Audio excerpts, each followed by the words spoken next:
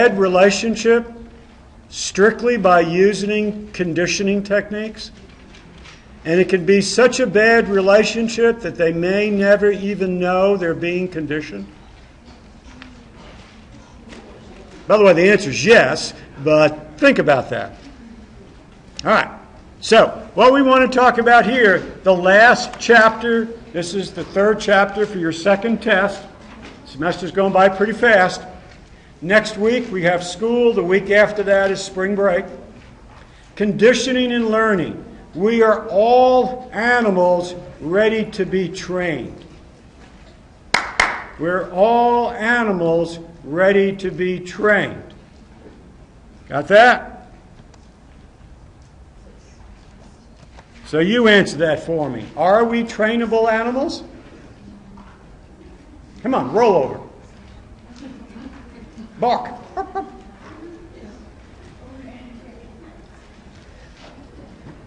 As I talk about this chapter, conditioning is very powerful. This stuff works. Works very, very well. Are we?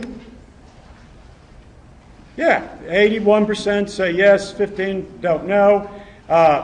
The two people who disagreed and strongly disagreed probably would say, nobody can train me. Okay, yeah, we probably can. And yet, in using behaviorism and conditioning is so subtle and effective that you may think you're not being trained, okay, but you are. Okay, it's very powerful stuff. The basis of any addiction is conditioning.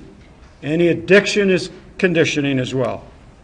Does practice make perfect? Did you ever hear that statement? Practice makes perfect. Does practice make perfect?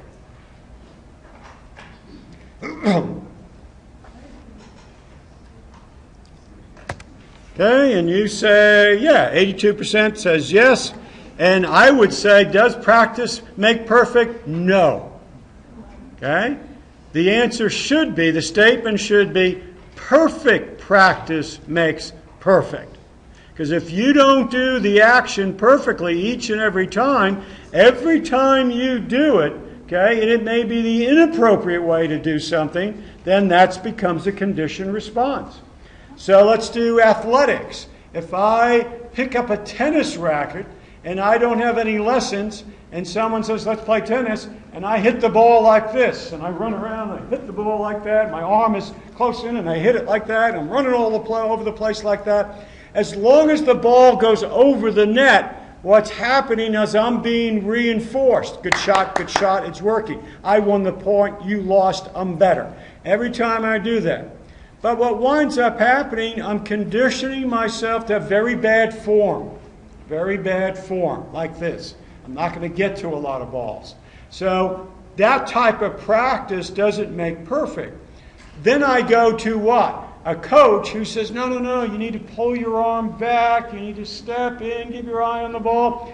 And I try that a couple of times, but the ball goes over the net. Doesn't go over the net, it hits the net, goes over the fence. So pretty soon, this is uncomfortable for me to do this. I don't like doing it this way. I have more success this way. So what do? I go back to my old ways. I'll never be a good tennis player. Okay?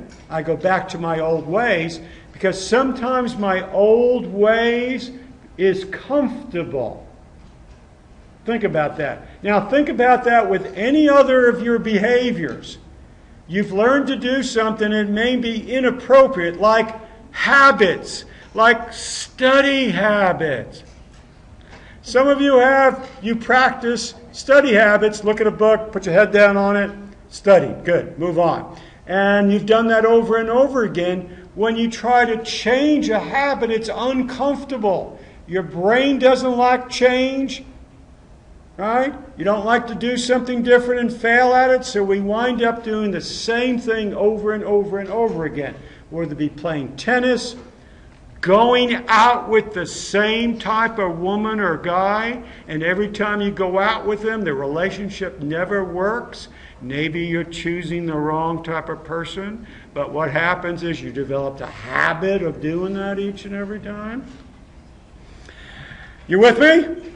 Okay? Learning is a relatively permanent change in behavior that can be attributed to experience. The more you do something, the more it gets conditioned, the more it becomes a habit, over and over and over again. Your brain actually gets wired, right? The little neurons move in line. So when you do something over and over and over again, it gets wired pretty tight that's there. To change your behavior means doing something the opposite numerous times. You need to change the neurons as well as the psychological thoughts that go along with it. Learning is based on reinforcement, which is any event that increases the probability that a particular response will occur.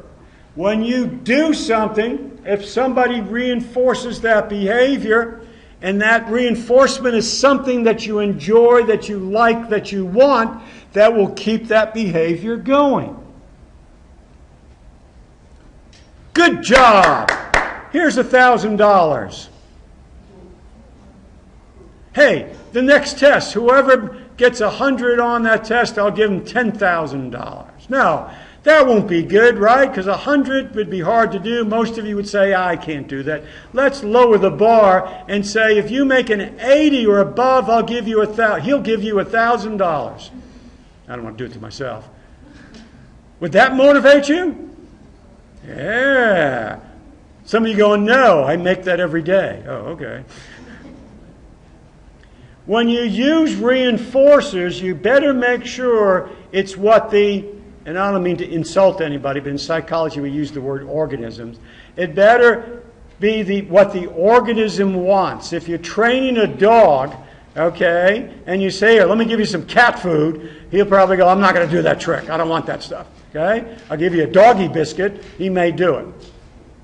If I say to one child, if you do this, I'll give you this reward, but if that child doesn't want that reward, they may not do it.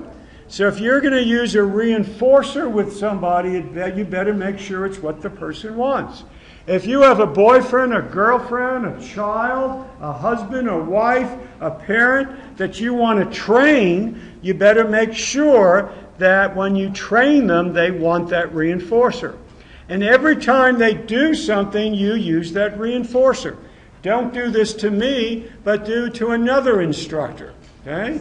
If you want an instructor to stand in one side of your class, you can train that instructor to do that just like a little dog, probably in about 2 classes. You all get together before class. Okay? Most instructors are going to look up and look at you, and I do this all the time, and look for friendly faces, okay, and want to make sure, do you understand what I'm saying? And so I look for somebody that's awake, and they're going, yeah. Okay, so that's my reinforcement, okay? So what you're going to do, if you want me to stand over here, as I approach over here, you all pick your heads up, and you go. And when you get me where I want, you're going to go. And I'm going to feel, oh, okay, yeah, they really know. And when I walk over here, your eyes go down. Okay, I'm over here, and you're all going. Then I come back over here, and your heads go back up again, and you're going. Pretty soon, unconsciously, I don't walk over here and go, oh, they really listen to me when I'm here. But conditioning is all about unconscious reactions. I'm feeling more comfortable. I like standing here. Why do I like standing here? Because you people are reinforcing me. I'm not thinking that. I'm just feeling that. It's reinforcement. A lot of conditioning is very powerful. It's done to you without you even realizing it. Antecedents and consequences. When we look at learning or conditioning, we look at antecedents, which means what happens before learning, and then consequences, what happens after learning. I want you to realize when I use the term learning in this section, what we're talking about is conditioning, how we condition ourselves and other animals that are there. So antecedents, what happens before, consequences, what happens after. All right, so there are 2 types of learning or 2 types of conditioning. One is called classical conditioning. And you're right, it's classical, it's older. It's one of the first forms of conditioning. And the focus is on what happens before a response. So we would say in classical conditioning, we're focusing on the antecedents, what's happening before a response. And classical conditioning is based on reflexes, biological reflexes. So if I had an air gun and I sprayed it in your face, right, sent air in your face, your reflex would be to blink your eyes automatically. If I took one of those knee reflex things and I popped your knee, you'd have a reflex, right? Your knee would go like that. It'd jerk. So when we utilize classical conditioning, we're using some type of biological responses, okay, or biological reflexes. That's the big difference between classical and operant conditioning. Classical conditioning is built on a reflex, some type of, usually a biological reflex. Where operant conditioning involves learning that's based on what happens after you interact with the organism. It's afterward. And in operant conditioning, we use reinforcers.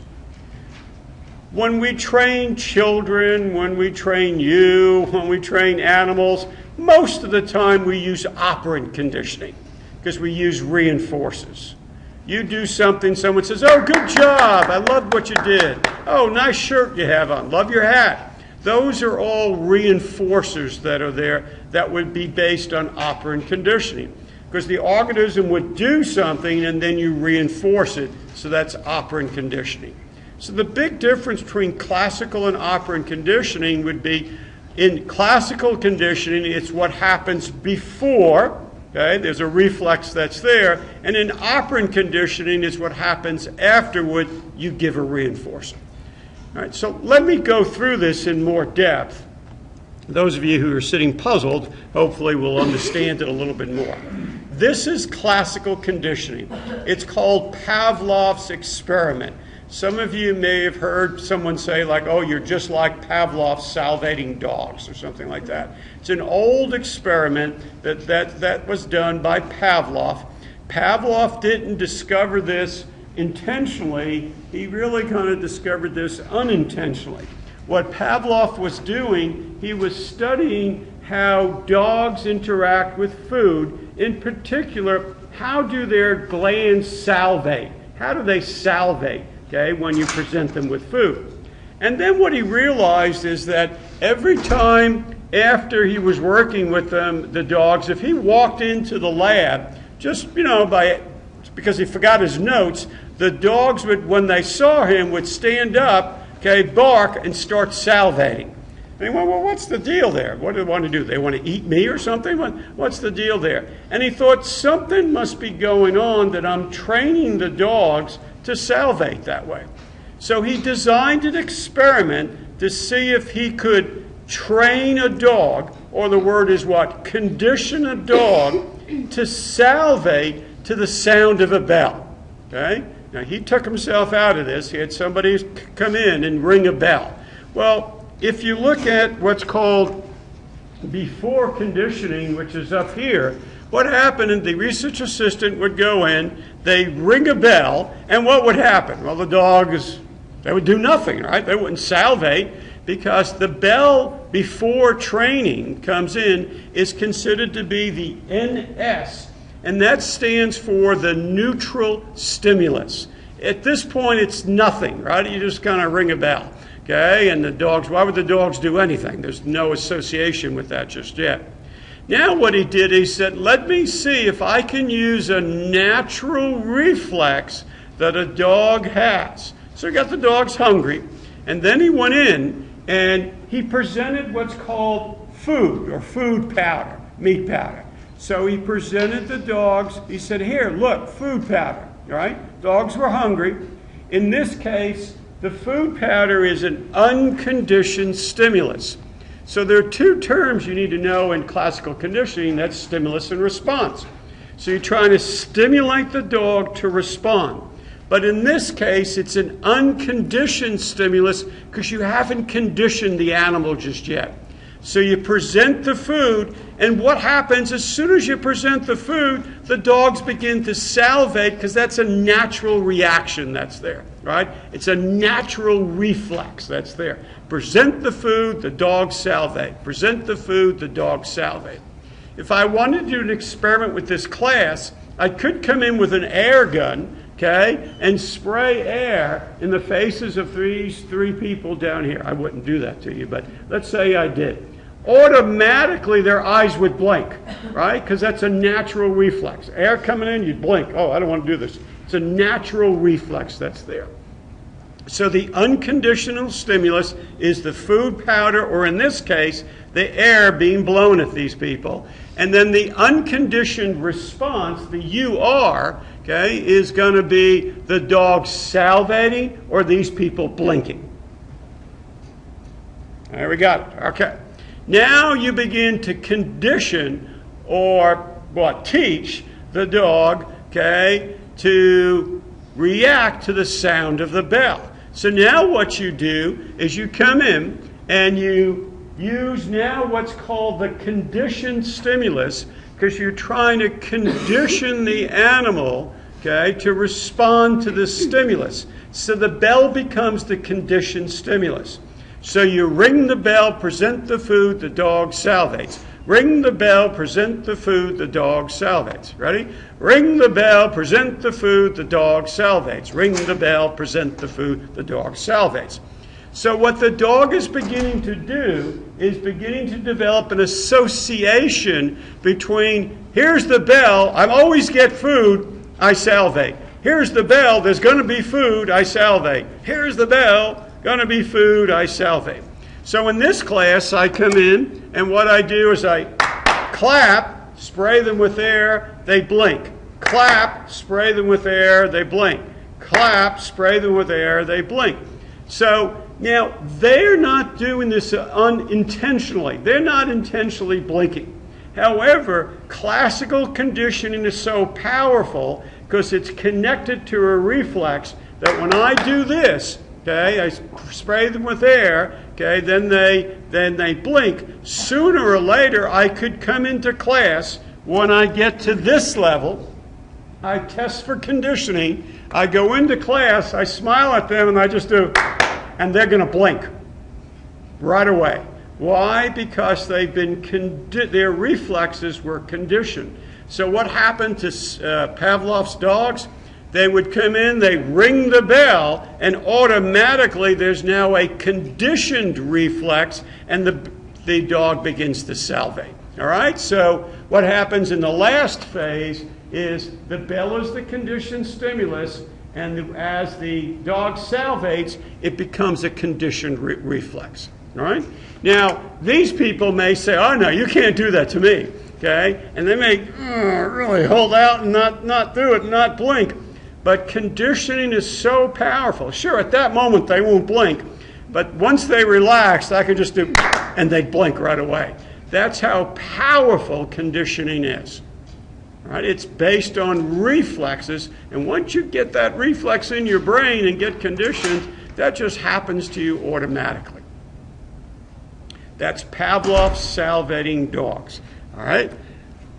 In Pavlov's experiment with dogs, the unconditioned stimulus was the what? Somehow or another, the letters disappeared. Okay, 1 would be food, 2 would be the bell, 3 would be salivating to the food, and 4 would be the act of drooling. So in Pavlov's experiment with dogs, the unconditioned stimulus. All right, now think, what's the unconditioned stimulus? That means it's the stimulus, okay, that was being matched up with a natural reflex. It's before the animal was being trained, right? Because conditioned stimulus would be what will cause the next response that's conditioned. Got to think about this one. Looks like all of you got that answer already. Okay. Everybody got that? All right, so the answer, okay, is going to be the food. So you really didn't get it, right? 37% got it correct. Why is the food the unconditioned stimulus? Because in the beginning we presented the food, right? And there was a natural reflex. Presented the food, the dog salivated. So in this case, the food is the unconditioned stimulus. The conditioned stimulus would be the bell, right? Ring the bell, the dog's going to salivate. Ring the bell, the dog salivates. But in the beginning, the unconditioned stimulus is the food. But people always get this one wrong, so you're not the only ones to do this. So in this case of me spraying the air, which is a stimulus, isn't it? Because then they blink. That is the unconditioned stimulus, right? The clapping, I'm trying to get them to become conditioned to the stimulus of clapping. I clap after training went in, and then they react. You'll get that right on the test, right? When we talk about elements of classical conditioning, we look at something called extinction, which means basically sooner or later that conditioned reflex that you have, that you train the dog to, may eventually break down and become extinct. It may no longer work anymore. Right? Because after a while, your brain just, you present you ring the bell, no food, ring the bell, no food, ring the bell, no food. After a while, it just make it extinct. Another example of classical conditioning would be if any of you have cats. And a lot of you use electric can openers, okay, when you open the food for a cat. So this is, you have classically trained, conditioned a cat to come running at the sound of a electric can opener. Because what you could do, you have the sound, bzzz, here comes the food, right? The cat comes running. Bzzz, food, the cat comes running. Bzzz, food, the cat comes running. The food is the unconditioned stimulus. When you use an electric can opener, you're training that cat, okay, to come running at the sound of the whizzing sound that's there. So if you want to mess with your cat, what you could do is just turn on the electric can opener and the cat's going to come running. You go, ha ha, got you again. Okay? Because he's been what? Trained to do that. Bzzz, sound, food, the cat comes running. Now the cat doesn't come running because he likes the sound. He just automatically assumes there's going to be a food associated with that sound. If you do that to the poor cat over and over and over and over again, eventually the cat will go, well, the hell with this. There's no food. I'm not going to come running, and we call that extinction. Spontaneous recovery may mean all of a sudden one day you open up another can of soup with an electric can opener, and here comes the cat. He comes running in. Why'd that happen? Because it's so powerful. Okay? Classical conditioning is so powerful that sometimes it just comes back. Spontaneous recovery. The training comes back again. Some of you may have a fear of, let's say, spiders. You don't like spiders. Okay? I don't like spiders. Yeah. Okay? And then you go through some type of counter-conditioning, or what's called systematic desensitization. So using counter-conditioning techniques that all of a sudden you're no longer afraid of spiders. Oh, I like spiders, no big thing. Okay? And you've spent $1,000 on this therapy to help you with this. All of a sudden, out of nowhere, 5 years later, a spider comes along and you go, ah, and you freak. It just comes back. Because somewhere in your brain it got wired back in there. It's very powerful stuff. Another term we want to look at is something called generalization. That means that if you train the dog to a sound of a bell, a handbell, that animal could generalize to not only do they react to the sound of a handbell, but to a church bell or a doorbell or anything else. Okay? They could salivate at that as well, and we call that generalization. In our lives, if you're afraid of a spider, that could generalize to a cockroach, or could generalize to a water bug, or could generalize to any other creepy little crawler that's there.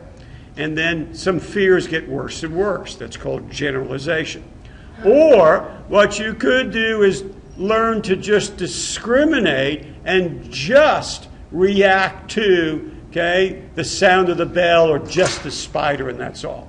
If you ever watched Shamu the whale, okay, at, what is that called down in San Antonio? SeaWorld, down in San Antonio, okay, usually they use pitches and sounds to get him to jump, okay? They have to teach that animal to discriminate, and I don't mean in terms of prejudice, but to discriminate only to react to a sound of one sound whatsoever. Because if you're in the audience and you hear them blow the whistle and stuff and he jumps, everybody in the audience is going, let me see if I can do that. And they start blowing whistles and whistling. And that would drive poor Shamu crazy, right? So he only reacts to one particular sound. What we're talking about here is developing expectancies, right? The animal expects to be fed when the sound of the bell. The cat expects to be fed at the sound of the can opener. That's there. The fear that I have is what?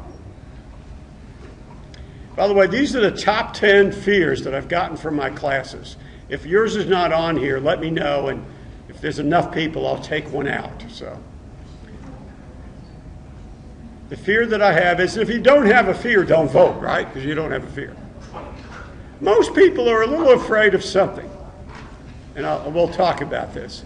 Fears are based on classical conditioning. Your fears are based most of the time on classical conditioning. I can understand how operant conditioning works too. Now, some of you are laughing on number 9, clowns. How could people be afraid of clowns? Clowns are really spooky for a lot of people. Okay, the face that either goes this way or goes down. Little kids sometimes will just scream at clowns. Or little kids sometimes get very afraid of Santa Claus as well. If you bring little kids to sit in Santa Claus's lap, so they look like, ah! And they start screaming. I mean, this is a weird man with a big white beard and stuff. It's kind of weird to them. They're very fearful of that. And clowns as well. If you've ever read the book or seen the movie It, anybody ever see that one? Some of you have. I go, ugh. I still don't like going past, what am I calling it? Just sewage drains, because that's where he used to live and grab kids as they walk by and stuff. You don't remember that movie? Okay? Sure you do. Yeah. Right. It, in terms of clowns. So let's see what your fears are. All right, well, God, you guys got a lot of fears. 17% would be snakes. We got 15% insects, closed spaces, and spiders. Okay, and then a whole list that's there. Does anybody have a fear that's not up there? I don't know which one I would take down, since everybody has a vote on most of you voted on some of these. I mean, 53 people voted, so you all have some fears that are there. All right, so let's talk about classical conditioning in terms of conditioned emotional responses. How did you learn your fears? Now, some of you would just go like, oh, I don't like snakes. Ooh. But some of you go, ah! And your little heart start racing, and you actually have an anxiety reaction or anxiety attack. If you start having anxiety attacks, I'm going to call those fears phobias, okay? Because you're developed in a full-blown phobia. What is a phobia? A phobia is an irrational fear. Irrational fear. Now, you and I might argue about this, and I said, well, you know, really, your fear is irrational. It's a spider. What's a spider going to do? Oh, you don't understand. I hate spiders. Yeah, but what's a spider going to do to you? It's going to say hello to you? It'll just crawl on you? Oh, no. I don't like spiders. It's really irrational. Somebody has a fear of flying, get into airplanes. Well, that's really irrational. No, it isn't. I hate it. When I close the door, the plane may crash. Yeah, but you have a higher risk of dying in an automobile accident than you do a plane. I mean, the probabilities are really, really low, so it's irrational. Now, those of you who have the fears, you'd say, it's not rational. I really have this fear. But it's really a conditioned emotional response. Let's say you have a fear of heights, okay? And one day you and your friends go up to Reunion Tower and you go to the observation deck and you're up there and you're kind of looking down like this going, we're really high up here, aren't we? This is really cool. And one of your friends comes behind you, sneaks up behind you as you're looking over and does this to you. Grabs you by the shoulder and goes, whoo, pushes you a little further out and pulls you back. Well, you're going to have a natural reaction, because when your body goes over and you start looking down, you are going to have a fearful response. So you'll come back and either hit him, okay, I can't believe you did that, but your little heart's going to be going like this. So there's an unconditioned stimulus, this, right? You have a natural reaction, which is anxiety, right? So you go, stop that. God, look at you. You're really afraid. Yeah, I know. Just God, you scared me when you do that. So he said, well, look at down there. Have you seen that car down there? It's a really cool old Mustang down there. You go, where? Down there. And you look again, and he does it again to you. Back again. You're like, What he's doing to you is using classical conditioning.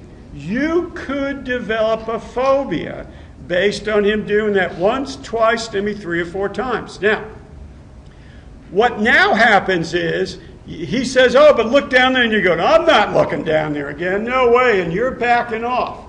When you start backing off, and if your little heart is beating like this, and you start thinking, I'm not going over there looking down, he's going to do it again to me, every time you avoid going back over there, it's just going to increase your fear. So 2 years later, you go back to Reunion Tower, and you go, let's go out there. And you go, no way, I'm not going out there. Why aren't you going out there? I don't know. I'm getting a little nervous just thinking about it. What just happened is that you have just learned through direct experience to become fearful. No? Yes, it happens that quickly. Or you're a little baby, and you're crawling around on the floor, and like any little baby, you pick up anything that's on the floor. So there was a spider on the floor. So you come back, you picked it up, and just like any little baby, you were about to put it in your mouth, and your mother came behind you, and you had the spider in your hand, and your mother went, right behind you. You went, and you dropped the spider. Well, what does that do? It's spider, mother yelled, anxiety. Spider, mother yelled, anxiety. Spider, mother yelled, anxiety. Spider, mother yelled, anxiety. Pretty soon, what's going to happen, you see a spider, and you go, and you scream. Why? Because your mother was behind you, and I don't think she did it purposely, but she classically conditioned you to be afraid of spiders. Now, why are you afraid of spiders? Why are you afraid of snakes? Why are you afraid of this stuff? A lot of you don't remember, but a lot of you probably had these experiences when you were younger, and you became conditioned emotional responses. Now, some of you may not have had direct experiences, but some of you may have had vicarious conditioning. Vicarious means indirect, okay? Indirect. It didn't happen to you, but maybe you watched a movie, okay? And you couldn't get that movie out of your head about this scene with these spiders. This person was tied down and spiders were crawling all over their body. And you went, I hate that. And you started thinking about it and you got nervous and you thought about it again and again and again. And the more you thought about it, then it became a fear of yours that's there. So it's vicarious. Or someone told you a story about what happened to them, and you empathize so much with them that it became your fear as well. I'll tell you, I don't like snakes, all right? I figured out why I have a fear of snakes. I was watching a movie once when I was just a little guy, and it was an old cowboy movie, and these 2 cowboys went and they robbed a bank, and they got this money, and they had it in their saddlebags, and they were being chased.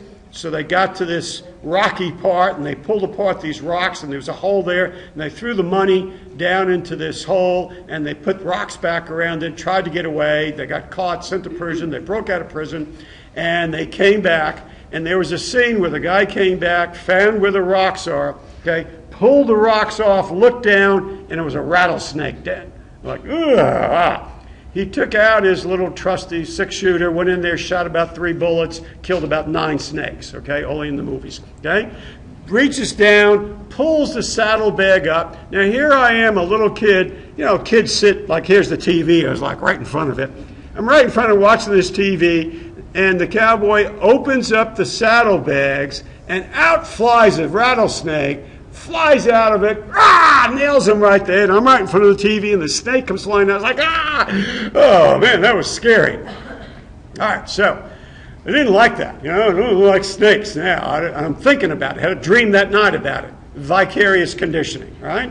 So I told you I grew up in New York City and I grew up in the Bronx. So the only time we ever went to see trees is when we went to the Bronx Zoo, okay? So there were trees there and animals, and we got there, and my cousins and I loved to go to the reptile house. So we walk into the reptile house, and I can still smell the reptile house and how warm it was in there, because that's how great my fear is. And we went up to the cage where they had the glass partition where they had rattlesnakes in. So I'm standing right like this in front of the cage, okay, or the glass, and I'm telling my cousins, yesterday, you know, I was about 6 years old, telling my cousins, yesterday I watched this movie, and this cowboy, he got nailed by a rattlesnake just like that. I said, that was really incredible. So my cousin goes, that's pretty funny, whacked on the glass, okay, and all of a sudden the snake just went, right at me. Well, I ran out of there, okay, and when you're 6 and 7 and your cousins are 8 and 9, they chase you out going, that was so funny, you're such a chicken. So I went, that was really scary. It was just like the movie. Now, I made one mistake, okay, and that was every time we went to the zoo, my cousins went, hey, let's go back into the snake house. Remember what we did to you? I wouldn't go in, okay? I did not go in because I was afraid. I was absolutely afraid to go back in. Did you ever hear the term, if you get thrown off a horse, get back on right away again? Otherwise, you'll become fearful of it? Well, what I wound up doing was increasing, okay, my conditioning and increasing the fear about being afraid of snakes. Not good, right? And by the way, when you're afraid of something, I think those animals know that, and they come around looking for you all the time. I've seen so many snakes in my life, in Carrollton and Farmers Branch, any place I've lived, I've seen snakes, okay? In fact, where I live now, there was a copperhead that I found. I was edging my yard. You know what that is, edging your yard. So I was edging my yard, and I was just kind of thinking about something. I had some headphones on, I was listening to music, and then, boom, I hit this. And I went, what the hell was that? Okay, and I thought it was a snake, a stick. Okay, what it was a copperhead I hit. And I hit it with my edger, and he jumped up. I hit him, and I went, whoa, it was a snake. So, and he kind of went like this, and he curled up, and I looked at him, and he went, I don't like snakes. So I ran back in. By the way, I have a trusty snake-killing shovel that I've sharpened just in case. I came back out, and there he was, and I whacked him one like that. And he came back, and I went, this is pretty stupid, really. I'm getting too close to this snake. And then he finally took off. I think I killed him, okay, because there was some skin there a couple of months later. But you see them all the time. And those of you who don't like spiders are always around looking for you, right? When we get to the chapter on therapy, I'll tell you about a therapy that I went through to reduce my fear of snakes. Okay, not that it worked, but I'll at least tell you, and it did work. I mean, I've handled snakes now. I usually just kill them. I'm sorry if you're a snake lover. I don't like them. Okay, but fears, right? Okay, what are they? They are conditioned emotional responses. More examples. You ready? Let's say it's the state fair, and you decide to go to the state fair and you want to have a corny dog. Every time you go to the state fair, you're going to have a corny dog. So you walk into the state fair, you look over, and there's a sign for corny dogs. You go get one of your corny dogs. You know, it's one of those corny dogs that have been on that spit probably for about 4 days, just turning around like that, and like they do at 7-Eleven in those places, okay? And you grab one of those, okay, and you eat it. Yeah, good corny dog, really good. And you eat it, and about 10 minutes later, what wound to happen, that wasn't a very good one. you get food poisoning, and you start throwing up all over the place. Like, gross. So you go home. Well, the next day you come back again, and you look at that corny dog, and you get sick. Okay? That's another example of classical conditioning. Sometimes people, that's called one-trial learning, what happens is that they get sick based on certain foods. Women, this is not unusual, when they're pregnant and they have morning sickness, which happens at any time of the day, by the way, not just in the morning, okay? Sometimes they'll eat a food and then they have morning sickness and begin to associate the food with vomiting, and for the rest of their life, when they look at that food, they get queasy stomachs. Okay? No? Yes? Yes? Some of you are going, yeah, that happened to me. Okay? It's part of conditioned reactions to certain foods as well. For 1 point, that was many examples I gave you. So let's see if you can put this together. For 1 point, now don't do this. You sound a tone and then squirt pickle juice in a child's mouth, causing the child to salivate. After several pairings of the tone and the pickle juice, the tone alone causes the act of salivating. The tone is the what and the pickle juice is the what. Is the tone the conditioned stimulus and the pickle juice the unconditioned stimulus, or the unconditioned stimulus, conditioned stimulus, and so on down the line? Which one do you think it is? Now think about it. The tone is the what and the pickle juice is the what. First you want to figure out, is the tone a stimulus or is it a response? Then you want to figure out, is the pickle juice a stimulus or a response? All right? Then you want to determine which one is conditioned and which one is unconditioned. You can talk to the person next to you.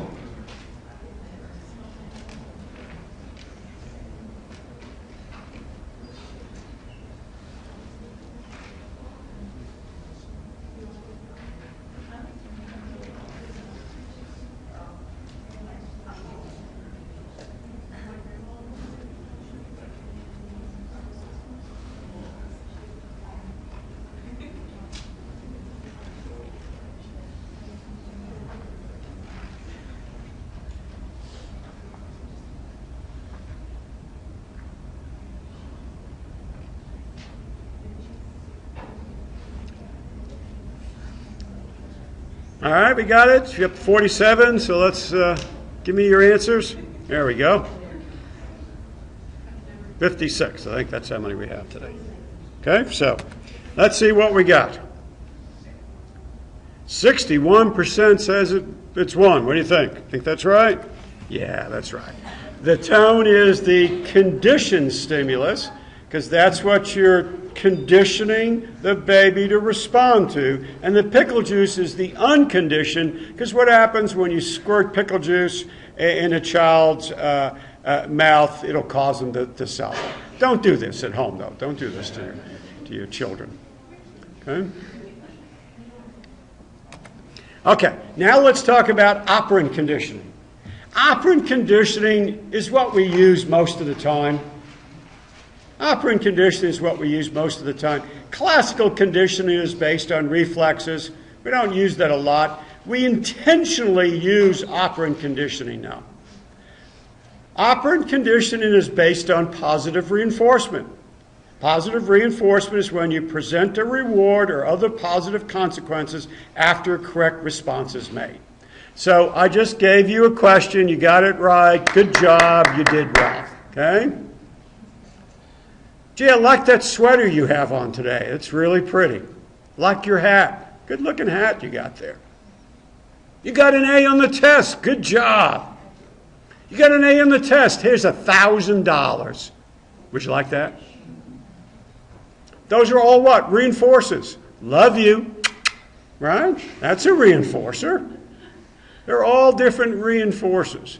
If you're trying to get an organism, and I'm sorry to say organism, but we all are, to do something, what you want to do is first figure out, okay, what reinforcer they like, and every time they do what you want them to do, you reinforce them with that. Right? And the odds of that behavior increasing will be pretty good. If you're going out with somebody and they say, oh, I'll pick you up around 8:30, and they show up at 9 and 9:30, okay, and you go, oh, that's okay, no big thing. Okay, come anytime you want. What are you reinforcing? You're reinforcing they can show up at any time, even if they tell you that they're going to show up at 8. If you say to them, you know, you said 8 o'clock, and now it's 9 o'clock, it's kind of late, I don't appreciate that. That should be not reinforcer, that should be a form of a punishment to say, no, right? No. Now, when they show up at 8 o'clock, you need to be able to say, oh, I'm so glad you showed up on time. Thank you. Okay? And you give them reinforcers for that. Now, you and I may say, as we talk about this, oh, that stuff doesn't work. It works. It works. Okay? Because it's very subtle, and it works very, very well. All right, let's talk about examples of operant conditioning. One is superstitious behavior, okay, or stupidstitious behavior that people have. And they begin to associate certain behaviors that they have that gets reinforced. Like those of you who are into sports. Sports have all kinds of superstitions. And some of you play baseball, okay? Baseball players are extremely superstitious. Okay? Some of them will get up to bat and they got to pull up their pants 3 times. Or they take the bat and they go once, 2, 3 times, and they go once, twice, 3, just to get ready for a pitch. Because what's happened, every time they've done something like that, they got a hit. Okay? Or sometimes you'll see that players won't change their socks for 8 or 9 games because they've got a hit in every game for 8 or 9 games. And once they change their sock, then what happens? They don't get a hit. So it must be the sock, right? Superstitious behavior, but it's also stupidstitious behavior. Okay? The Dallas Cowboys, by the way, have been 8-8 every year for the last 3 years. Haven't they been their record? And I'm sorry, but it's my fault. It's my fault. Because the games where I wear my Cowboy jersey, they win. But every once in a while, I forget to wear it and they lose. So it's my fault that all that happened. I got to wear my jersey. Got to remember to wear my jersey. Then they win. Did you ever see the Budweiser commercial where Stevie Wonder's song comes on about superstitious? No, I never saw that commercial. And they show all these different fans that say, "I got to do this before my team wins." That's superstitious behaviors that are there. Okay. My superstitious behavior is what? Wearing sport team logos so they'll win. Same behavior before an important event. Every time you take your test, you have a certain food that you eat. You do a certain thing because that brings you good luck. As some of you come from cultures where you actually wear things that block the evil eye. Some of you throw salt over your soda. Don't step on a crack. My mother told me to do this or that. Or other types of behavior or no superstitious behavior. What is superstitious behavior? It's based on conditioning.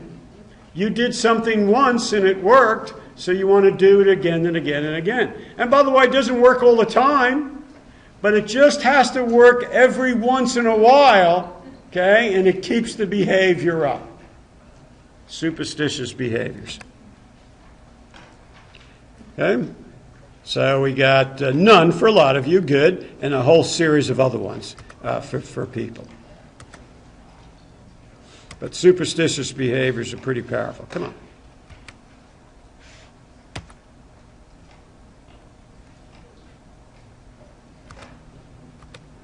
All right. Let's go back to a term called shaping. All right. If you want an organism to do something, you have to shape them or condition them.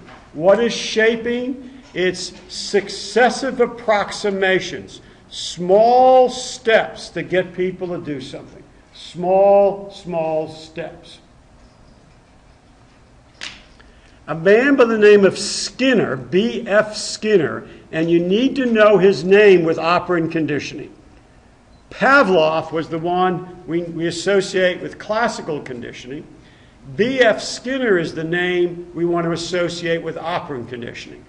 B.F. Skinner did lots and lots of different training with different animals as well as humans. One time he said, let me show you, I can teach a pigeon to bowl. And I can teach a pigeon to bowl, okay, probably within about an hour. I can have him bowling in an hour. What do you think? You think he could do that? He did it through what's called shaping, or another term being successive approximation. What he did was set up a pigeon-sized bowling alley, okay? It wasn't a big bowling alley. It was a pigeon-sized bowling alley. And he used a reinforcement. Now, what would be something that a pigeon would want? Food. He would only want one thing, right? You couldn't say, good job, good job. He couldn't care less, right? So he wants food. So anytime you want to shape an organism, you've got to figure out what they want. As a parent, you can shape your children, but you have to figure out what they want. One child wants X, but another child may not want that, okay? One child you can just look at sometimes and just say, don't you do that, okay? My daughter was that way. She'd go do something. I'd say, don't you do that. Okay, Daddy. And she was afraid. My son, I'd say, don't you do that. He'd go, what's it to you? Okay, and fight me. So that sternness with my daughter worked, but not with my son. So when you use any type of conditioning, you have to figure out what works with the organism. So with a pigeon, it's going to be food. So what you do is you get the pigeon really hungry, you put him behind this door, and you take a little piece of food, a little kernel of food, and you put it over where the bowling ball is, right next to the bowling ball, right? So the pigeon comes out, he's hungry, he's looking for food, he's doing this like pigeons do, and he comes up and finds the food. He takes it, he eats the food, you grab the pigeon, you put him back outside, put a piece of food there again, the door opens up, the pigeon's looking around, he comes to the food again. It takes about 3 trials before the pigeon is going to open the door, the pigeon's going to go right to where the bowling ball is. But there's no food there. So he's looking around like this, and he accidentally hits the bowling ball. Boom, you give him food. Okay, he eats it, you bring him back out again, he's coming around, he's looking again, that's where the food was, the bowling ball, accidentally hits it again, you give him food again. You do that, that takes about 5 or 6 trials before the pigeon figures out, if I hit the bowling ball, I get food, right? So he comes in, and the bowling alley's here, and he goes like that, okay? And you give him no food. Bring him back out again, he comes back, and he does that. No food. So the pigeon gets frustrated, and he turns around and goes like that, and it goes down like the bowling alley there, okay? And then you go, oh, good. You give him food. Bring him back out again. He's not going to push it down there again, but he'll turn around and does this, no food, does this. But when he does that and gets it down the lane, you give him food again. That's a little more difficult. That takes about 10 to 12 trials.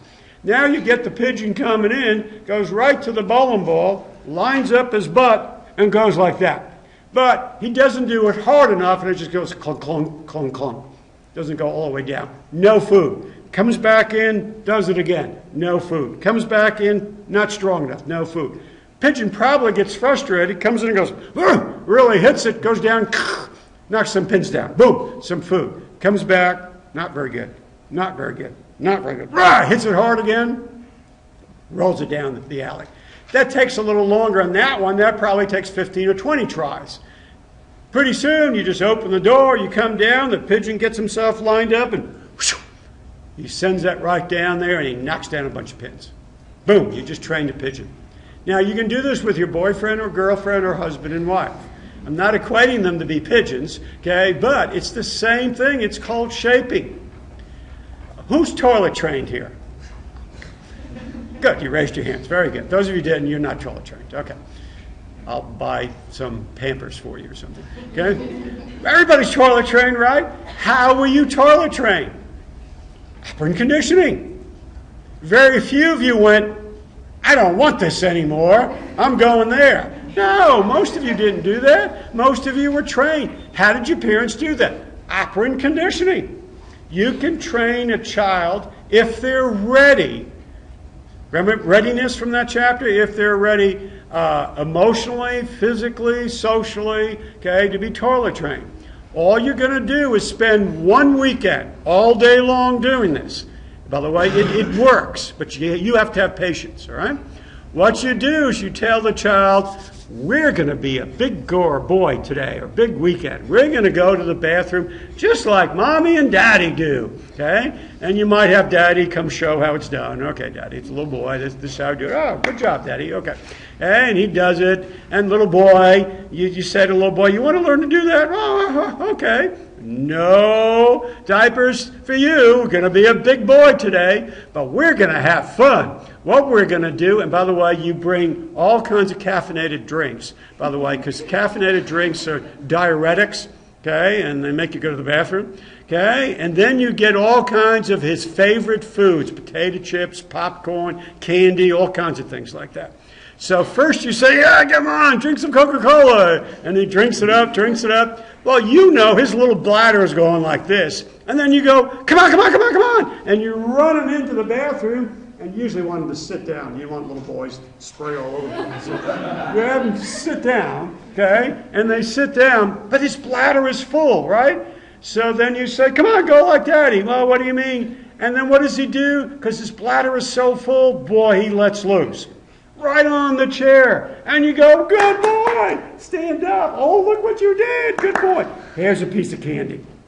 Right? Or here's whatever his favorite food is. Hey, Dad, come in and look. Oh, look. Oh, you're a big boy. Here's a piece of candy. Oh, okay. Bring it back out again. Come on, let's play. Here, have some more Coca-Cola. Have some more Coca-Cola. Have some more Coca-Cola. Ladder's getting filled. Come on. You make a game of it. Run. Run. Boom. You sit down again, and then what does he do? He just accidentally goes again. But he did it where you wanted him to go. More candy. Okay? And then you fill him up some more. Now, this is where it gets tricky. You fill him up some more, and then you say to him, we're shaping one small step at a time. We got that part down. Now you say to him, let me know when you need to go. Okay? So he's drinking. I think I need to go, and he goes. But he didn't go on the toilet. He went all over your carpet. Okay? Don't punish. All you say is, come on, let's go over here now. When you had that feeling, now sit down. Is there anything left? You want to let anything out? No, I can't. Well, that's okay, but you did sit down. Good job. Here's a piece of candy. Go back out again. Fill him back up again, right? Do you need to go? I think I do. Come on. You're running back there. When he goes, good job. Every time he makes a mistake, ignore the mistake, but you keep filling him up. Sooner or later, he's going to go, I need to go. And he runs over and he goes. You give him candy. All right? One small step at a time. Then you say, when you need to go, run into the room and go and let me see it. Then you'll get your candy. That takes a while for that one, too. Remember, this is a whole weekend we're doing this. Mistakes made, but he does it. You reinforce it. Pretty soon, then you're going to tell him, well, when you need to go, go. Go. Good job. All right? Here's a piece of candy. Now, you might say, does that mean for the rest of your life that child will go to the bathroom and want candy? Does that happen to you all? Oh, you do. You all go to the bathroom out there and you run in here and now I have to give you candy. No. Sooner or later, what happens is that it just becomes extinguished. It just goes away. And what we wind up with is a child. By the way, I made that sound real easy. If you ever do it, it's not that easy. There's a lot of mistakes and problems, but eventually it all works, doesn't it? It's shaping one small step at a time. Think about this. Now, you don't have to tell me, but is there someone in your life who you would like to change their behavior in any way? Think about it. How could you, using conditioning, shape them, okay, to change their behavior? Remember, you don't just go in and do it. You want to do it one small steps at a time. And it works, and it's very, very powerful. All right, let's talk about other elements of operant conditioning. One is called negative reinforcement. Now, you got to listen really carefully for this one. Negative reinforcement occurs when a response is followed by the removal of an unpleasant event. Let me say it again. Negative reinforcement occurs when a response is followed by the removal of an unpleasant event. So what we were just talking about was positive reinforcement. We reinforced an event that you like, right? Positive reinforcement.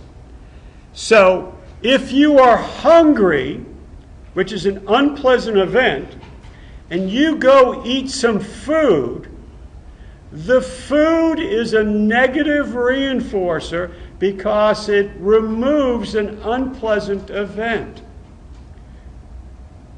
I don't like to think that food is a negative reinforcer to you, but in this situation it is. If I have a headache, which is a negative event, and I take an aspirin, the aspirin is a negative reinforcer because it removes an unpleasant event. A rat responds by avoiding a shock. Okay, they avoid the shock, which is an unpleasant event. That's a hard one to understand, isn't it? Why would you call food a negative reinforcer? That's not negative, that's positive. But in this case, it's removing an unpleasant event. So anytime we remove an unpleasant event, okay, the reinforcer you gave is a negative reinforcer. And now to completely confuse you, let's talk about punishment. What is punishment? It's any event that follows a response and decreases its likelihood of occurring again. So what's the difference between negative reinforcement and punishment? Well, one is punishment is any event that follows a response and decreases its likelihood. In negative reinforcement, it what? It eliminates, it removes, completely removes that unpleasant event. But punishment follows a response and decreases its likelihood of occurring again. Kind of a thin line between those, right? Punishment. Boy, do we use punishment. Who hasn't been punished here? Oh, sure, we all have, right? What kind of punishment techniques were used on you when you were a child? What? Spanking? All right? Slap on the hand, spanking. What else? Time out? Grounded? When you were an adolescent, maybe? Different punishment techniques. All right, y'all got this? Let's see if you are listening today. Operant conditioning is different than classical in what way? That the response is spontaneous and voluntary. A response will have a specific effect. Conditioning is altered by the consequences that follow the response, or all of the above.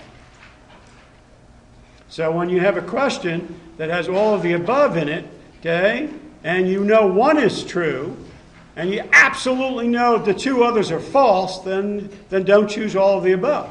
But if you look at this and you say one is true, but I think two of them are true, but I'm not sure about the third one, go with all the above, right? Because you know at least two out of the three are true. So, what do you think?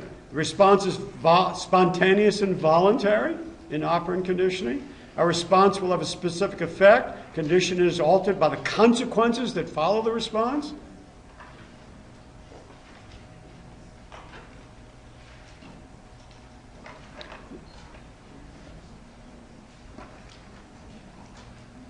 You got to think this one through. In operant conditioning, it's spontaneous and voluntary. Response will have a specific effect, we hope.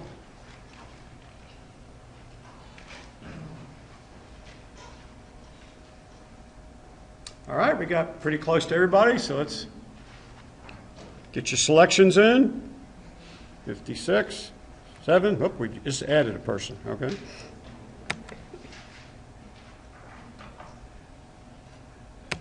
Good, right, it's all of the above. The responses is spontaneous and voluntary, right? I mean, the pigeon was just doing things, right? They were doing it on their own. Response will have a specific effect. We hope it will. We hope it will. And, of course, the third one is true as well. All right, got the answer for this one just in case it shows up on your test? All right, punishment. So we all have used punishment. By the way, as a parent, it's much easier to use punishment than it is positive reinforcement. It's much easier to just whack and scream and yell than it is to use shaping and positive reinforcement. It just takes longer to use positive reinforcement. You have to have more patience for positive reinforcement. But in the long run, positive reinforcement works much better than punishment does. Works much better than punishment does. In the beginning, punishment does work pretty effectively. Okay? But in the long run, what winds up happening, you wind up with what's called variables affecting punishment. When you punish, sometimes you can have this stuff. One, if you're going to use punishment, your timing has to be very specific. If you're dealing with young children, they live within the moment. Okay? And your punishment has to be done as soon as they do A, and you don't like that behavior, you have to punish right away. Here's a child who decides they want to be the next Michelangelo and begins to paint on their walls. Okay? So the mom, the dad, who's ever home, says, I can't believe you're doing that. Why are you doing that? You're running the wall. Wait until your mother or your father gets home. Got it? So 6 hours later, because you're going to get punished. Oh, okay. 6 hours later, let's say mom or dad comes home, who's the enforcer, comes home, little child, that was 6 hours ago. That was an eternity ago. They don't remember what they just did. And they run up to mom or dad and they go, Daddy's home, and give him a big hug. And Daddy goes, what did you do? Whack! What did that child just get hit for, punished for? Hugging Daddy, right? I mean, right? Talk about condition, hug, whack. Oh, I guess I won't hug you again, okay? The wall? And you're like, well, yeah, I did that. That was a long time ago. No big deal. What are you talking about here? Okay, so what you're going to have to do is go back, go to the walls, and this is what you did. Or, as soon as they did it on the wall, right? If you're training your little doggy to go outside and not inside, okay? As soon as they make a mistake on the carpet, okay, you say no. You take them outside. If you need to hit them, you hit them. You take them outside. If you're using punishment in that way. Okay, you have to do that. You can't leave the dog alone. He goes, and 6 hours later you come home, you see it there, and the dog runs up to you and wagging their tail, and you whack them one. Especially with dogs, they're not going to remember. So somehow or another, they have to associate, this is what I did, this is where I got punished. So the timing has to be right away, right away, right away, right away, right away. Those of you who are in relationships, and you don't like what the person is doing, okay, and you say, no, I'm not going to say anything, I'm just going to rock the boat. No, I'm not going to say anything, I'm just going to just get them upset. No, I'm not going to say anything. And then you build all these things up that you don't like, and then you have an argument, and then you say, you know what? 3 weeks ago you did this, and 5 weeks ago you did that. And the person's going, what the hell are you talking about? Okay? I mean, as human beings, if you don't like what I'm doing, tell me now. Don't build it up and tell me 3 weeks ago you did that, 8 weeks ago you did that, and then tell me. It doesn't do me any good. If I'm going to be trained, you have to train me right away. People don't do that in relationships? Yes, we do. Okay? Timing right away, it's got to be consistent. If you don't want an organism to do something and you're using punishment, you have to punish each and every time they do it. If you don't want a child to do X, Y, and Z, and you punish one time but not the next, and punish the next time and not the next, and then they go 3 times without it, they just figure, oh, I'll do it. Who knows if I get punished or not? I get away with it. It's okay. Punishment has to be consistent. If mom does it, dad has to do it. If dad punishes, mom has to punish. Otherwise, the child says, I did something wrong. I better go tell mom. She doesn't punish like dad does. And if mom says, shh, don't tell your father, okay, that doesn't do you any good. That you wind up learning to be probably a manipulator. I don't like this third one, but it does work. It's how intense it is. You did something wrong. Why did you do that? You're bad. I guess. You're bad too, Mom. Okay. I mean, you know, like, oh, boy, that hurt. Oh, you did something wrong. By the way, with most kids, you don't have to really hit. Your voice needs to go up. You're like, I don't believe what you just did. And you just go like this, think, oh, you hurt me. I didn't. But it's the maybe the voice that's intent. Now, by the way, a lot of you come from a lot of cultures where it's very appropriate to whack somebody and hurt them. I mean, that's some of the cultures. The shoe being thrown, that's some of you. Got you and some of you, right? I mean, that's classic and things like that. That's a form of punishment that's there. Well, but there's a line that's drawn between leaving bruises, which goes into abuse, that's there. And some parents don't know that line that's there. And you can go over that line. It's always better, by the way, to use positive reinforcement than punishment. And by the way, intense punishment has a lot of side effects. Side effects of intense punishment. Escape and avoidance. 90-something% of all adolescents who run away from home are running away from abusive homes. 90% of those homes are abusive. Why am I staying here if I keep getting slugged all the time? Why am I staying here if I keep getting whipped with that switch all the time? I'm out of here. I'm gone. So what do? They escape. Okay? They're gone. Or they try to avoid the punishment by learning to lie. Learning to lie. All right, learning to lie. So, little Stevie learns to play baseball. Okay, he's learning. His dad teaches him to step in, use his whole lower part of his body and his hips to get a hold of the ball. Okay, and I'm getting bigger, taller, and stronger, and I get a hold of the ball goes flying through the air. Okay, my dad just bought a brand new Ford 150 pick-em-up truck. Okay, and the ball goes through the air, whack! Crashes through the windshield splattered all over the place. Dad hears it, he comes running out. Okay, and I'm there going, wow, I really got a hold of that ball. And Dad says, okay, and I go, well, I did, Dad, I'm sorry, but I really hit the ball like you told me. Whack! Okay, bloodies my nose, knocks me down on the ground. Okay, he's furious with me. Okay? We're playing baseball again. I love baseball. So what do? I'm smart. I move home plate a little further away. Right? I'm not going to hit my dad's truck again. But I'm getting bigger, taller, stronger, and putting into action what he's teaching me. And step into the next ball. Whack! The ball's going. Crashes through his newly fixed Ford 150 pick-em-up windshield. Dad comes running out again. Who did that? He did, Dad. My brother, he did it. Did you do that? No, I didn't do it. Whack! Brother gets hit. I didn't get hit. I avoided punishment, didn't I? I avoided a negative reinforcer. But what's my positive reinforcer? I lied and didn't get hit. That's really a negative reinforcer, right? The lying is a negative reinforcer because I didn't get hit. So what am I going to do from now on? I'm going to learn to lie. I will lie because, and by the way, if I don't lie and I get caught, so what? 8 out of 10 times I won't get caught. So part of intense punishment is that you escape or you avoid, and one instance is by lying. One instance is by learning to lie. What you also are teaching a child is called teaching them to be aggressive. It's modeling. When I get frustrated and upset, I lash out at my child, and that's okay for my child to do.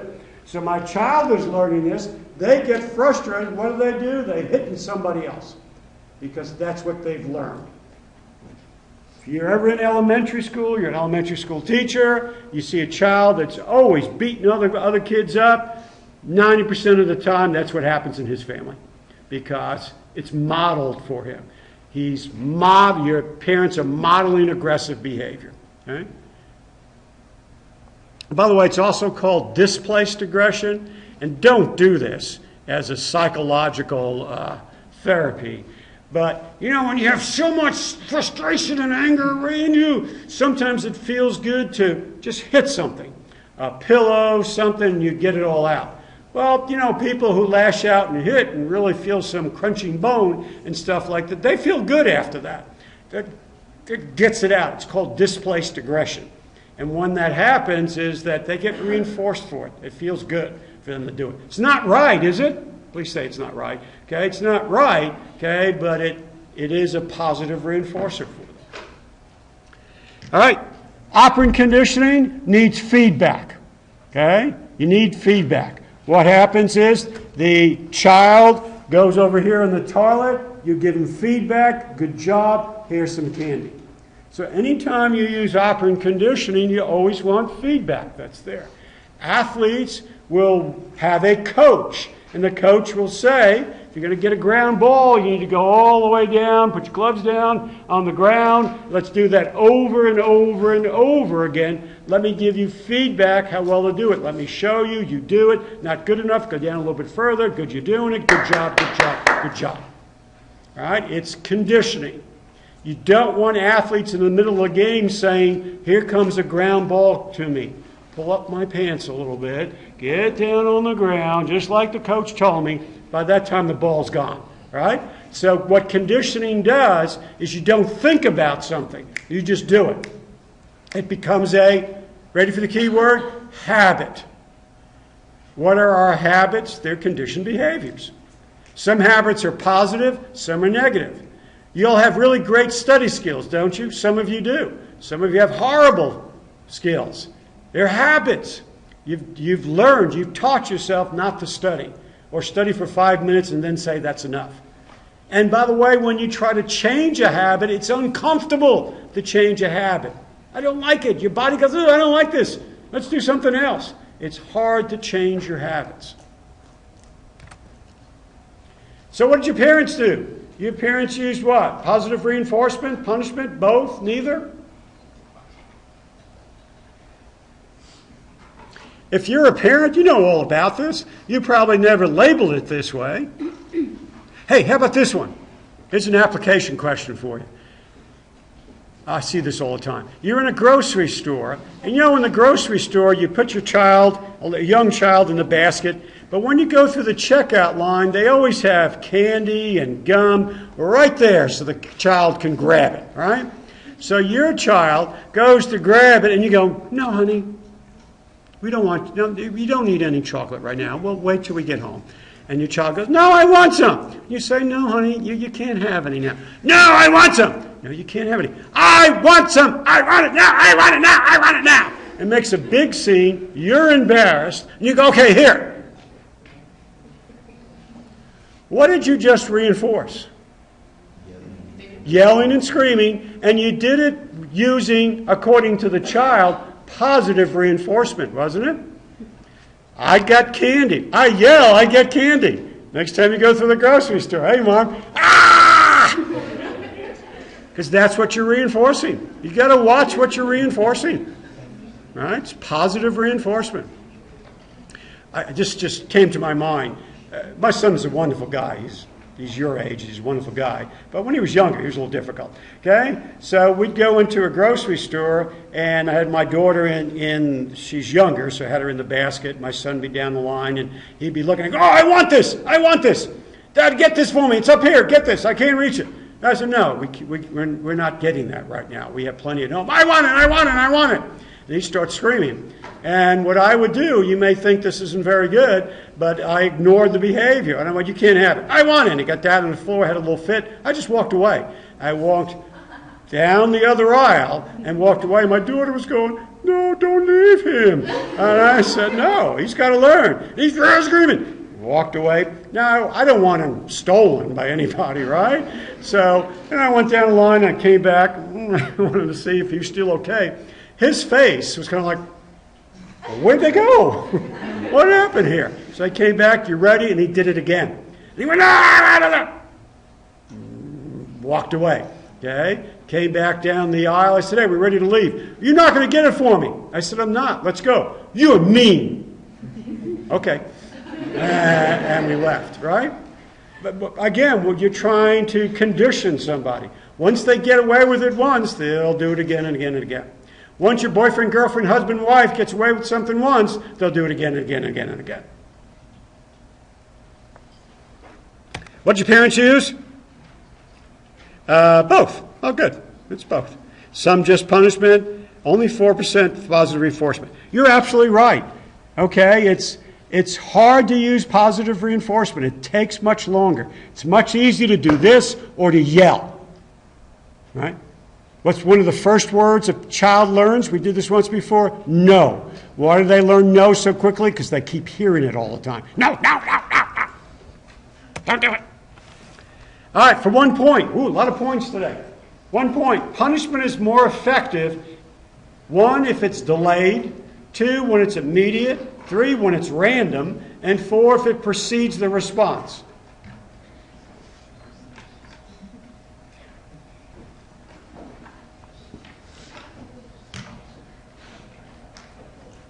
There's only one answer, right?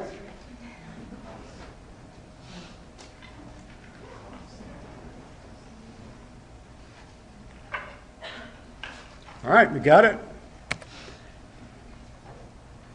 Correct answer, right, is when it's immediate, right away. If it's delayed, that would be the example. Parent comes home much later. When it's random, not really. You know, it has to be consistent. If it precedes the response, come here, let me hit you just in case. All right? That doesn't work either. Hold on. This is where I'm going to pick up. I want to just introduce this a little bit. If you're going to use positive reinforcement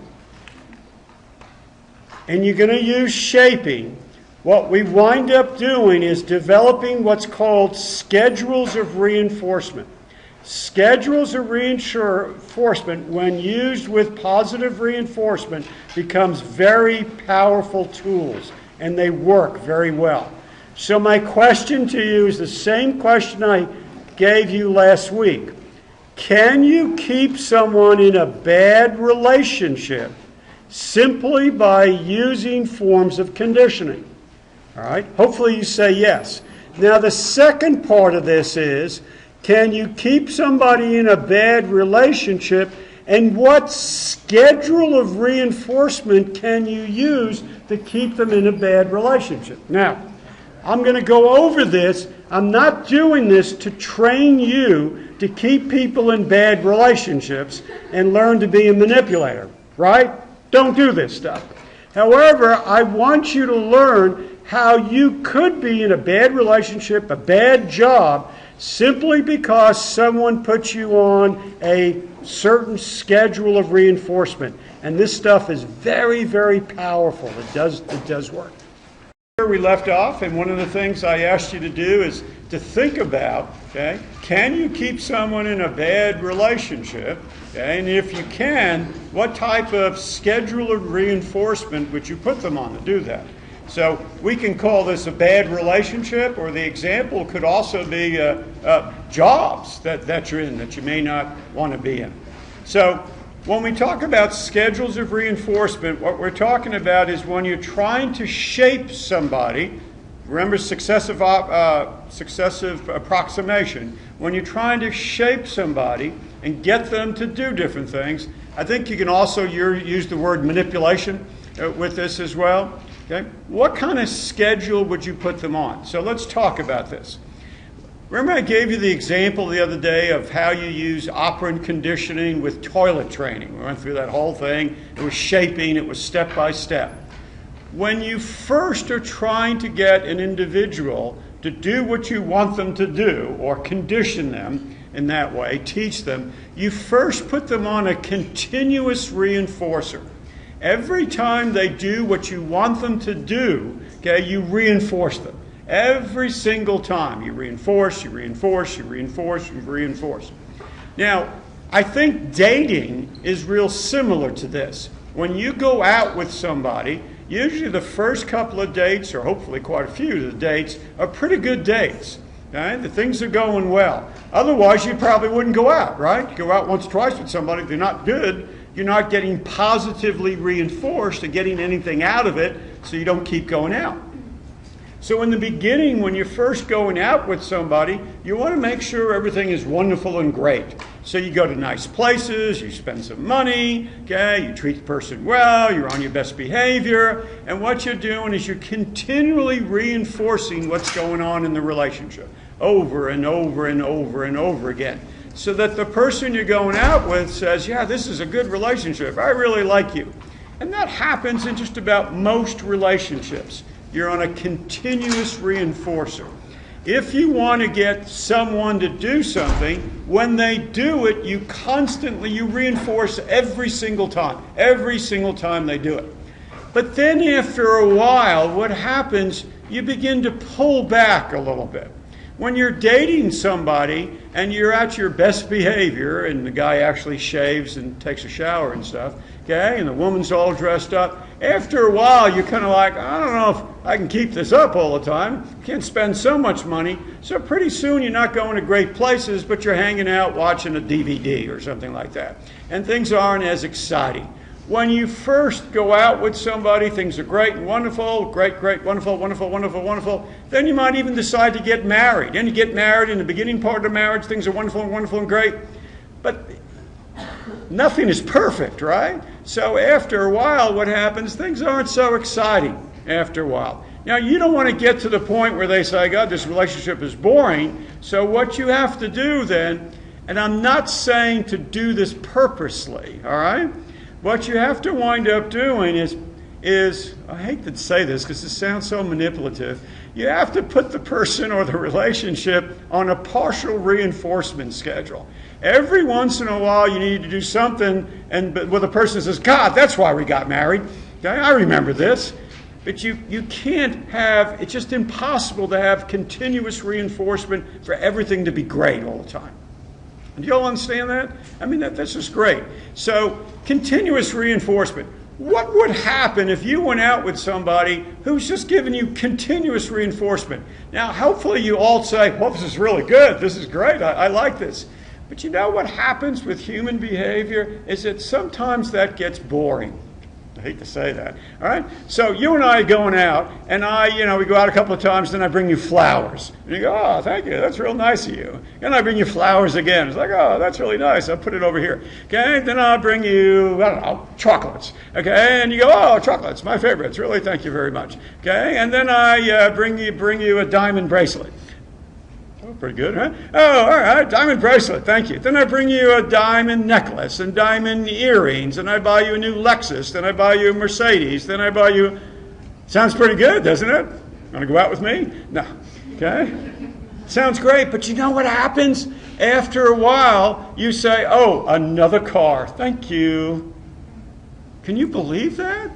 Well, what winds up happening, sometimes people become entitled. Okay, you keep giving like that. And after a while, continuous reinforcers don't work all the time. Now, I'm not saying when you go out with someone, be a jerk, because they'll really appreciate when you're good. I'm not saying that, right? But it's continuous reinforcers that are there, and then you start backing off. Otherwise, it just gets boring. Okay, it just gets boring. It just doesn't work. Be good to the person, but the reinforcers don't have to be there all the time. That's why when you move to a partial reinforcers work. Now, you want to make sure on special days, anniversaries, birthdays, holidays, if there's gift giving, you want to give those gifts, right? You've got to give those gifts. You're in trouble if you don't. Valentine's Day, you've got to give all those. However, the gifts that people are really interested in, that they remember a little more, are the surprise gifts. Okay? Every once in a while, when you least expect it. Here's some flowers. Why? Just because you're you. Now, I know if you said it that way, you'd probably get punched, okay? But if you really mean it, it's the surprise gifts. We haven't gone out for a while. I made reservations down at this hotel, down in San Antonio. Let's just go. Come on, I love you. Let's go next weekend. Let's just do this. Really? You want to go? Yeah. Wow. That makes it exciting. Okay? It's called a partial reinforcer. And partial reinforcers are very, very powerful. They keep the individual very interested. You know why? Because you never know when the next reinforcer is going to come up. It could be 1 week, 2 weeks, 3 weeks, 4 weeks, 9 weeks, but it keeps people interested. Let me give you the different types of partial reinforcers we have. One is called fixed ratio. This is where you reinforce every 4 responses. So if the organism is doing something that you want them to do, you reinforce every 4th time, and that keeps them going. The best example I can give with this one, and it's probably not a great example, is something called piecework. Like if you were getting paid to make 10 quilts, what winds up happening is that, or 4 quilts in this case, what you work, you do 4, you get your money, and then you do nothing. Until you need money, then you go, oh, let me make another 4, and then you work hard to get it. So what happens is the reinforcement is work, drift off a little bit, then work again. Now, some of you someday may develop an incredible skill and be able to be what's called a consultant, okay? And what you won't work for a company, but companies will call you in and say, hey, fix my computer problem. We'll pay you $20,000 once it gets fixed. What happens with this is that person goes in, they're going to probably work 15, 20 hours a day, work, get it done, because maybe in 1 week's time they could make $20,000. Now, what happens with human behavior is they're going to work, get all that done in 1 week, then go, wow, made $20,000. Next week, I ain't doing anything. Oh, no way. Until they need more money, and then they'll try to go out and find more work. So what happens to most of these people is they work, nothing. Work, and nothing. Those of you who are more motivated might say, I want to make $20,000 every week. And you work. But in human behavior, that doesn't usually work because you're only going to get paid when you finish a certain job that's there. And there's a tendency for those people not to work again until they need some more money. That may not sound logical to you, but based on conditioning principles, that's what happens. It happens a lot. The better ratio, and by the way, when I use the word ratio, I'm talking about responses. When somebody does something, a response, right? A response, right? Variable ratio means you're going to reinforce the individual on the average of 4 responses. Now think about this. I'm giving you, when you do a consulting job for me, I'm giving $20,000. But now this time what I'm going to say is I'm going to give you money on the average of every 4 responses. So what happens is I may get reinforced on my first response, the 4th, the 8th, the 16th, back to the 4th, to the 1st, to the 8th, to the 16th. What happens here is the organism never knows when they're going to get paid off. So what happens is they just keep doing things.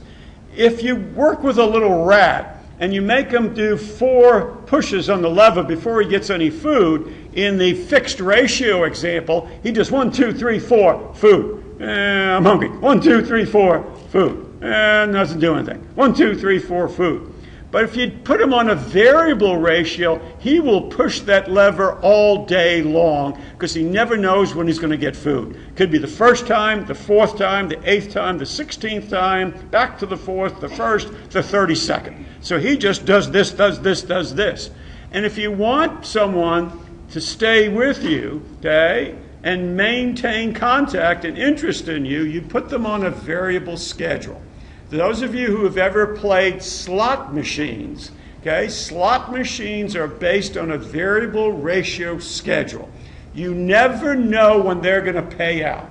So what these people do in the casinos is in the beginning of the evening, let's say you're out in Vegas and people are walking by, the machines that are facing the street, they'll change the average ratio on it and they'll have it pay out, let's say, every 8 tries that are there. So what winds up happening, you have people start pulling or pushing the buttons, depending on how old they are, that's there, and they pull it and they push it, and then whoa, one goes off. And when you're in Vegas and when the machine goes off, there's incredible feedback, right? There's money that's either coming out or is being recorded digitally. The colors go off, the sirens go off, and everybody goes, oh, wow, you're making money. So in the beginning, it's every 8, the ratio of 8. 1 pull, 8 pulls, 16 pulls, 24 pull, 1 pull, 8 pull. So as you're walking by, you're going, wow, that place is paying off. Let's go in there and play. Then they watch all this stuff, and once they get enough people in, they change the ratios. And they change it to maybe 1 in 24 or 1 in 32, which means it's going to take longer before you hit. But if you're playing the slot machines, you don't know when you're going to get paid off. Right? You don't know when you're going to win. So what you do? You play. Boom, you won. Yay! And what a lot of people do who play the slots is they'll watch other people play. And then when they run out of money, they'll run right to that machine because they know that machine's got to pay off sooner or later. And if you had 100 tries and you didn't win, then you might be getting close to whatever the ratio is. So you run behind that person and play their machine because there's a greater odds that you're going to win on that. So with variable ratio, what happens is that people keep doing the behavior over and over and over again because you never know when you're going to get paid off. Golf, if you ever played golf, is that way. What happens, you hit one good shot and you go, wow, move over, Tiger. I'm going to be just as good as you are. But the next 20 shots isn't very good. But you keep playing because, you're going to hit another good shot sometimes. Now, I want you to think about variable ratio and how you might apply that in a relationship as well. Okay? All right, let's go to the next two. The next two are based on intervals, and these are based on timing, like seconds or minutes or hours or days or weeks, on timing. So in a fixed interval, what happens is, let's say, every 10 seconds, you give the little rat a reward. If the rat is up there pushing the lever, it's every 10 seconds he gets a reward. What's going to happen is the rat's going to figure out, right, that if I'm hungry, then I'll get in there and I'll push the lever. He'll figure out that ratio. Now, the other example I can say is testing, okay? If I gave you a test every 4 weeks, which is kind of what we're doing, every 4 weeks, what would happen with your study behavior is, after the first test, you would not study until the next test comes up, right? All right, it's like, but if I wanted to get you to study every single day, what would I do to you? I'd give you pop quizzes, maybe, okay? Because you never know when you're going to be tested, and that might force you to study every day. Whereas in this case, every 4 weeks, the behavior is study, test over with, no studying. Just like what you're going to, most of you will study, Monday or Tuesday when we come back. Okay, that's there, because that's when you're ready, when the next test comes up. But if I wanted you to study every night, I might do a pop quiz. By the way, I've taught this class with pop quizzes, okay, and my dropout rate went up, okay, because people are like, oh, I don't like doing this, so I got rid of that. I used to do multiple choice tests where the students wrote the multiple choice questions. That's pretty cool, right? That's not cool, okay? They are the most difficult questions you've ever seen in your life. I mean, they're like, even I can't answer them sometimes. They're so difficult, so I threw that one out. I did essay tests, I've done that. I even did group testing once, where you sat in a group, you and your group got together, you had a study group, you studied outside, I assumed, okay, you came and took your test in here, then I had you do an essay on your own. And those worked pretty well too, because people were teaching each other, but I wound up one day having a fist fight in the middle of class. It was the third class. You know, I mean, you and I were just talking about this. You know when you're in a group sometimes that some people do the work and some people don't do the work? Well, what wound up happening in a lot of these groups, people go, well, you study chapter 1, you study chapter 2, you study chapter 3, and we'll all bring it together. Well, the guy who was supposed to study chapter 2, every time he come to take a test, he didn't do it. And he waited for everybody else to give him the answers. So people were starting getting pissed at him. These two guys jumped up, and then one guy screamed at the other guy, yeah, I'm sick and tired of you. We're carrying you for the whole semester. We keep giving you answers. You're doing crap. No, I'm not. I studied once. That's not enough. And pretty soon, one guy hauled off and punched this guy. I had to jump in there and pull him apart and everything. Okay? That didn't work either, so I had to go away with that. So the system I use now seems to work the best, with 55 questions, giving you X amount of time to take the test, narrow it down to just three tests that are there, or three chapters per test. Variable interval has to do with the average of seconds or minutes or weeks. So it's on the average of 10 seconds that you're going to get paid off. When people fish, why do they keep fishing? because they never know when they're going to get a bite or they never know when they catch a fish. You cast out, it could be what, 10 seconds, you get a bite, or it's 3 days, or 2 days, or 1 day, or 2 hours. You never know, so what happens? You just keep doing it over and over and over again. So I ask you, think about a bad relationship. Can you keep someone in a bad relationship through a certain schedule of reinforcer? Would you use a fixed reinforcer or a variable reinforcer? Come on, say it out loud. Right. Variable, wouldn't you? Because if you put the individual on a schedule where they never know when they're going to get reinforced, what happens? That keeps their interest. So here you go. You're going out with somebody. In the beginning, everything is good, right? Oh, this guy's great. This woman's great. This is just incredible. Great relationship. Then, like in any relationships, it starts pulling back. Things aren't so interesting anymore. And then all of a sudden, it's great. Wow, well, this really was good. Oh, we went out again. This is incredible. This is why I married you. All right, this is good. Okay, it's not so great. No, it's good again. To keep somebody in a bad relationship, what you can do is every once in a while just do something really incredible, okay? And then what winds up happening from a behavioral standpoint is, well, this is pretty good. Now let me tell you about bad relationships, because this is what happens in bad relationships. And some of us say, why do you keep going out with that person? He's so creepy to you. He abuses you, and you're still going out with him. Now, I went from neglect and not so good to abuse, because people do stay in abusive relationships based on a variable schedule of reinforcement. Ready? Good. All right, things going well, and you're living together, then he disappears for 2 days. Like, well, where did he go? Okay, and he comes back and he says, well, baby, I met some friends and we were drinking too much. I didn't want to worry you. I can't believe we're living together. You didn't tell me. I know. I'm such a creep. I'm so sorry. I'll make it up to you, really. I'll make it up to you. Right? Bad? Things are great again. Things are good. Oh, he's gone for 2 more days. Well, what happened? Well, I was just gone for 2 more days. Well, let me see your phone. Well, you're not going to show me my phone. Well, what do you think? Well, no. Text messages? I love you, baby. Really do. Okay? Things are better again. Really take her out. Things to do well. Okay? Not so good. Get into a big fight. Hit her once. Right? And she says, I'm leaving you. No one ever hits me. Oh, but I don't know what happened to me. Something got into me. I'm so frustrated about life and everything. Forgive me. I'll make it up to you. Makes it up to you. Things are great. Not so good. Great. Not so good. Oh, great. Incredible. Great. Not so good. Oh, great.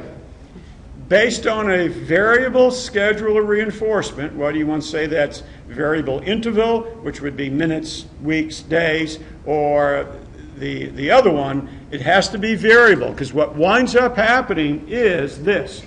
We have a tendency to remember when things are good. And a lot of people don't like change. They don't want to get out of something and change, so they wind up staying in bad relationships. Because when things are good, things are good. So one of your friends comes into town and says, how can you stay with him? He hit you last week. What do you think he goes for 2 or 3 days at a time? Oh, he's going with his buddies. Yeah, right. He's probably going off with somebody else for 2 or 3 days. Well, he says his buddies. And he always tells you the truth? Well, not all the time. But you don't understand. When things are good, things are really good. Yeah, but things aren't good all the time. Some things are really abusive. Well, you don't understand. No, I think you're not understanding. Why? Because you're on a variable interval schedule of reinforcement. No, but now think about this. That's how powerful scheduling is and reinforcement is. Sometimes you can stay in a bad relationship or a bad job and you don't realize it. If you're thinking, maybe I'm in one of these bad relationships, don't go home and get divorced, okay? Right away. Or text someone right now saying I'm breaking up. But you might want to be logical about this, at least, because what happens with this becomes unconscious, doesn't it? That's the power, okay, of conditioning. It works on us unconsciously. consciously or logically, what I would do is by myself, what I would do is make a scale from 1 to 10. 10 being the relationship today, the relationship was incredible, 1 was abusive. And then I'd keep a chart of the relationship day to day. 1, 1, 1, 1, whoa, 8, 9, 9, 9, 9, 9, 4, 4, 4, 2, 1, 1, 1. And then after a couple of months, I might average out, take the median on it, or just look at it. And when you look at it, you can say, do I really want to stay in a relationship, okay, where 5 out of the 30 days was abusive, which would be a 1? I don't know if I want to do that. Because what winds up happening, we forget those days because things are so good and we want them to be so good. How about a bad job? Can you keep somebody in a bad job? Sure you can. Some of you are in bad jobs, but you need the money, right? So you stay in them. Let's say the economy gets better and you have your choice of jobs, all right? So now what happens is you're working for somebody, okay, and they ask you, could you just stay another hour or two? I can't pay you overtime this week, but could you just stay another hour or two? And you do, and you do, and you do. Pretty soon you work 10 hours of overtime in that 1 week. And then the next week they say, you know what? I really appreciate what you did last week. You worked, so many hours of overtime. This is great. I tell you what, when Friday comes along, take the day off. Well, what do you mean take the day off? With pay? Yeah, with pay. Just take that day off. Why? Because you're an important member of this firm, and I appreciate what you did. Oh, the whole day. Yeah, this is good. It's a good job. Right. And then a couple of weeks later, could you work a couple more overtime? And you work another 10 hours of overtime. And then he says, I can't give you a day off, but here's $50 cash. We won't tell the IRS. Here's 50 cash. And by the way, take 2 hours off next Friday. Leave 2 hours early. Really? Oh, that's really great. So this keeps happening. But you know what? If you figure it out, you may have given this person about 60 hours of overtime, and they gave you off 2 days. That's 8 days twice. That's 16 hours. Okay? And he may have given you another $50 or $100 in the long run, but if he paid you time and a half for overtime, he really owes you probably about $400 or $500. I think you're getting taken advantage of, right? But it's, man, to get a day off just out of the blue, take a day off. It's cool. It's kind of like Monday when you didn't have to come to school. It's like, oh, I didn't have to come to school. That's cool. This is great. Great time because it's such a surprise that's there. Surprises work well. It's called a variable schedule of reinforcement. Thinking about this for your lives? Now, don't think about this if you're going, yeah, I think I'll manipulate somebody and keep them in bad relationships and use them. It does work. It does work, but please don't do that to anybody. No. Okay? But be aware about how it can be done to you. All right, so let me show you a brief excerpt that shows you positive reinforcement, negative reinforcement. You're going to have to watch a commercial here. You can skip that. There it goes. All right, get out of here. Are you finished? Good old Sheldon and Penny. How thoughtful. Would you like a chocolate? Yeah, sure. Thanks. Oh, sorry, Sheldon. I almost sat in your spot. Did you? I didn't notice. Have a chocolate. Thank you.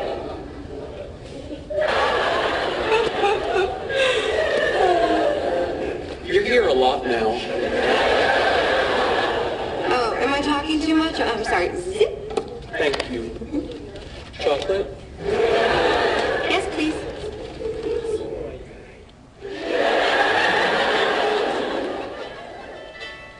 Oh. Hey, Kim. Yeah.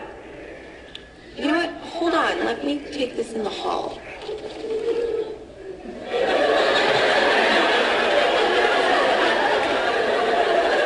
You'll never guess that I got to a place where Okay. I know what you're doing. Really? Yes. You're using chocolates as positive reinforcement for what you consider correct behavior. Very good. Chocolate?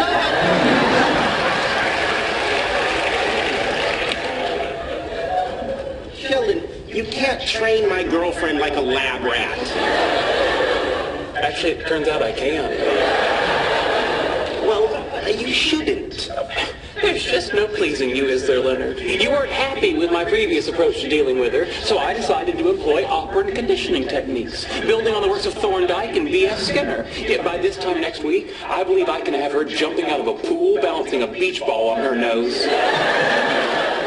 No, this has to stop now. I'm not suggesting we really make her jump out of a pool. I thought the bazinga was implied. We're just tweaking her personality, just sanding off the rough edges, if you will. No, you're not sanding Penny.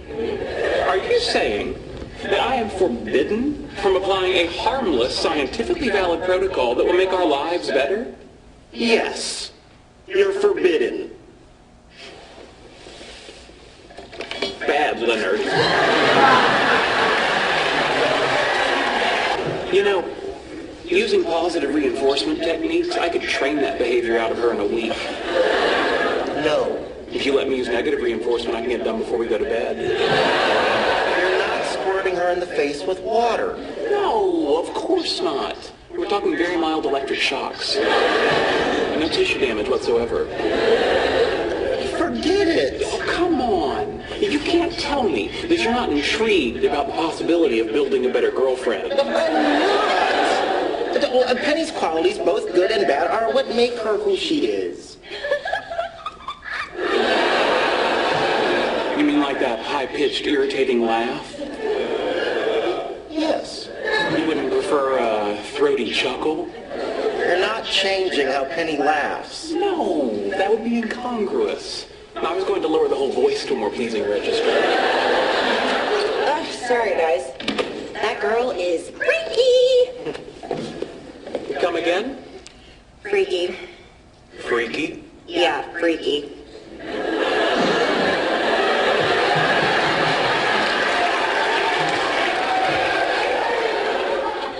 Have a chocolate.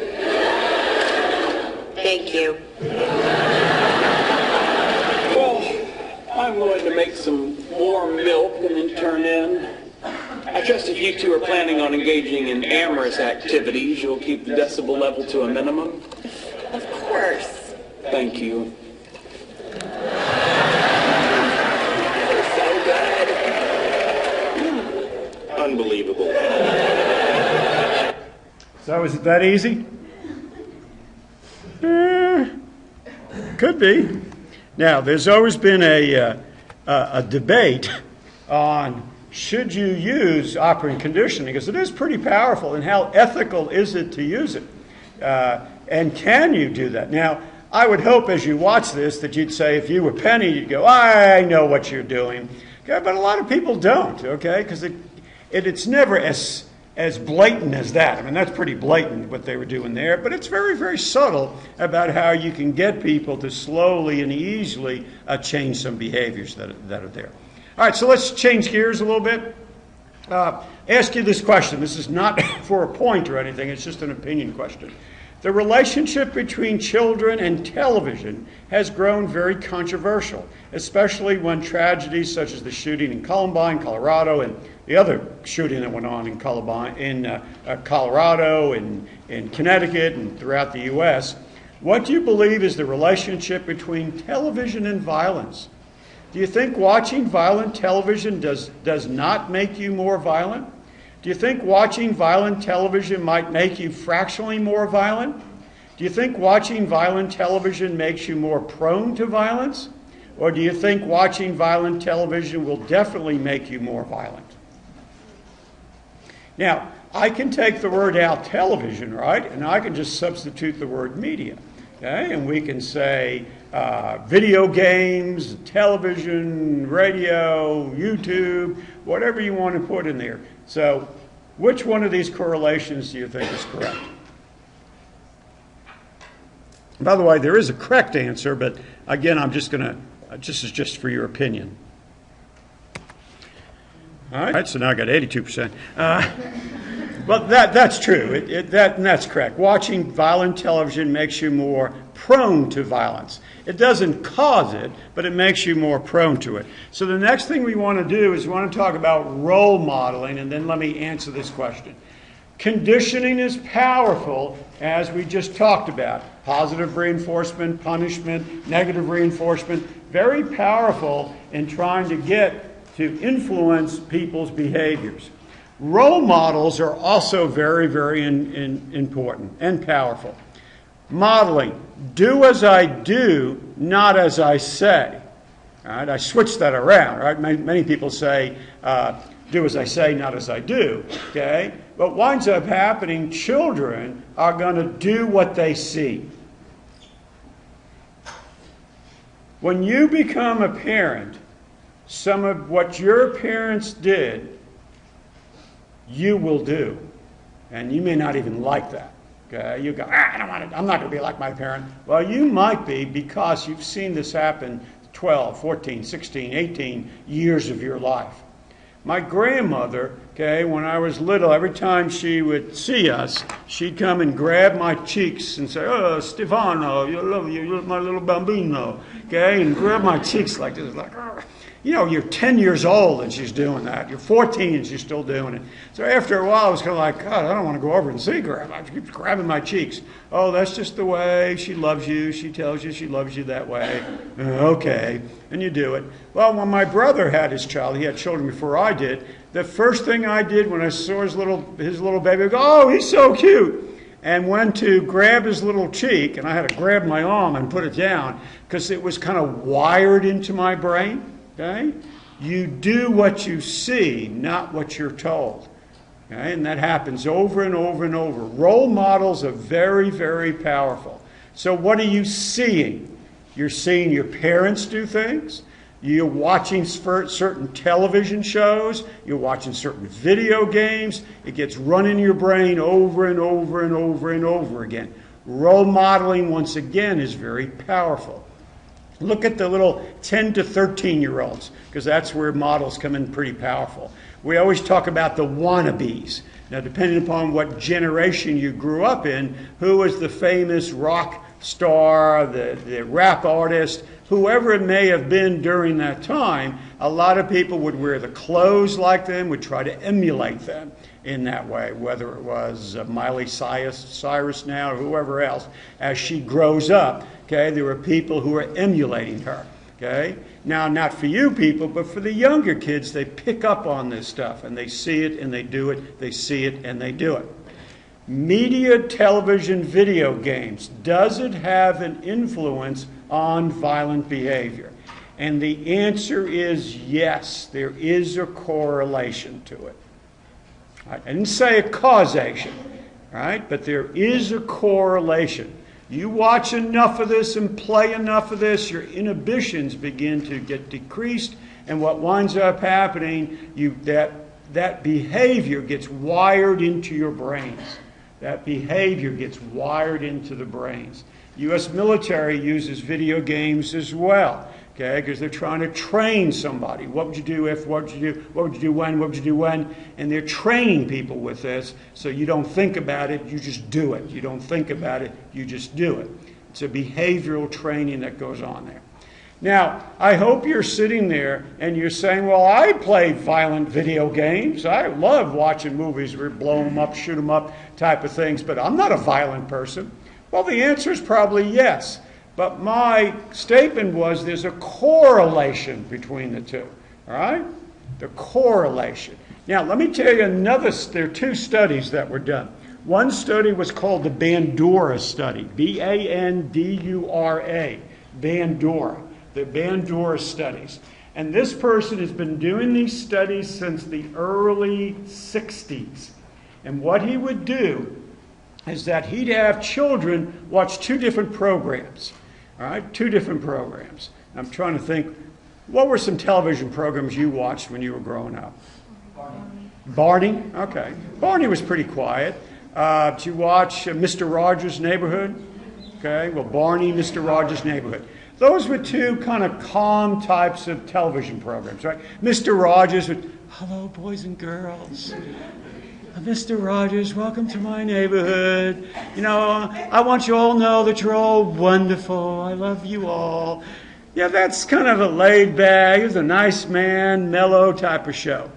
What was a violent show you watched growing up? Ninja Turtles, was that your ages? Okay. Teenage Ninja Mutant Turtles, or whatever they were. Okay, you ever watch Roadrunner cartoons, where Roadrunner gets blown up all the time? Well, what Bandura did, he took the most popular programs, the mellow ones, and then the violent cartoons, and would show it to groups of children. Then he'd bring the children in to a big kind of area, and in the area they had what was called Bobo the Clown. And Bobo the Clown was about this big, was an inflated doll that when you pushed it, it went down and popped back up again, went down and popped back up again. So what he would do is that he'd have the kids watch the real mellow ones, the cartoons and the shows, bring them in, okay, and then he would frustrate the kids. Like the kid would go over, want to play over here with this toy, and he'd go, no, you can't take that. Don't you play with that toy. No, you can't play with that one either. I want to color. No, you can't play. You can't color either. You see the kid just get upset. And then he'd back off and wanted to see what the child did. I want to play with him, which was Bobo. Yeah, you can play with him. Well, what would the child do? Well, the kids who watched the real mellow programs would go up to Bobo and go, knock him down a little bit. He'd come back up and he'd grab him and hug him, okay, and he'd knock him down and he'd walk away. The kids were watching, by the way, these were hours worth of these programs, would watch the violent programs. They'd frustrate them the same way, and they look at Bobo and go, bah! Just start smacking Bobo all over the place. That was just by a few hours of watching these programs. And Bandura has done these studies over and over for 40, 50-something years with different programs that are there. Now, you can't say, oh, that doesn't make you violent. No, it doesn't. But there may be some other variables that are there. There was another study called the Iran studies. It's E-R-O-N. And it's the name of the person who did it, the Iran Chicago Circle studies. And what they did with this, they did it in the city of Chicago and the outskirts of Chicago. And what Iran said is, I wonder if there are other variables.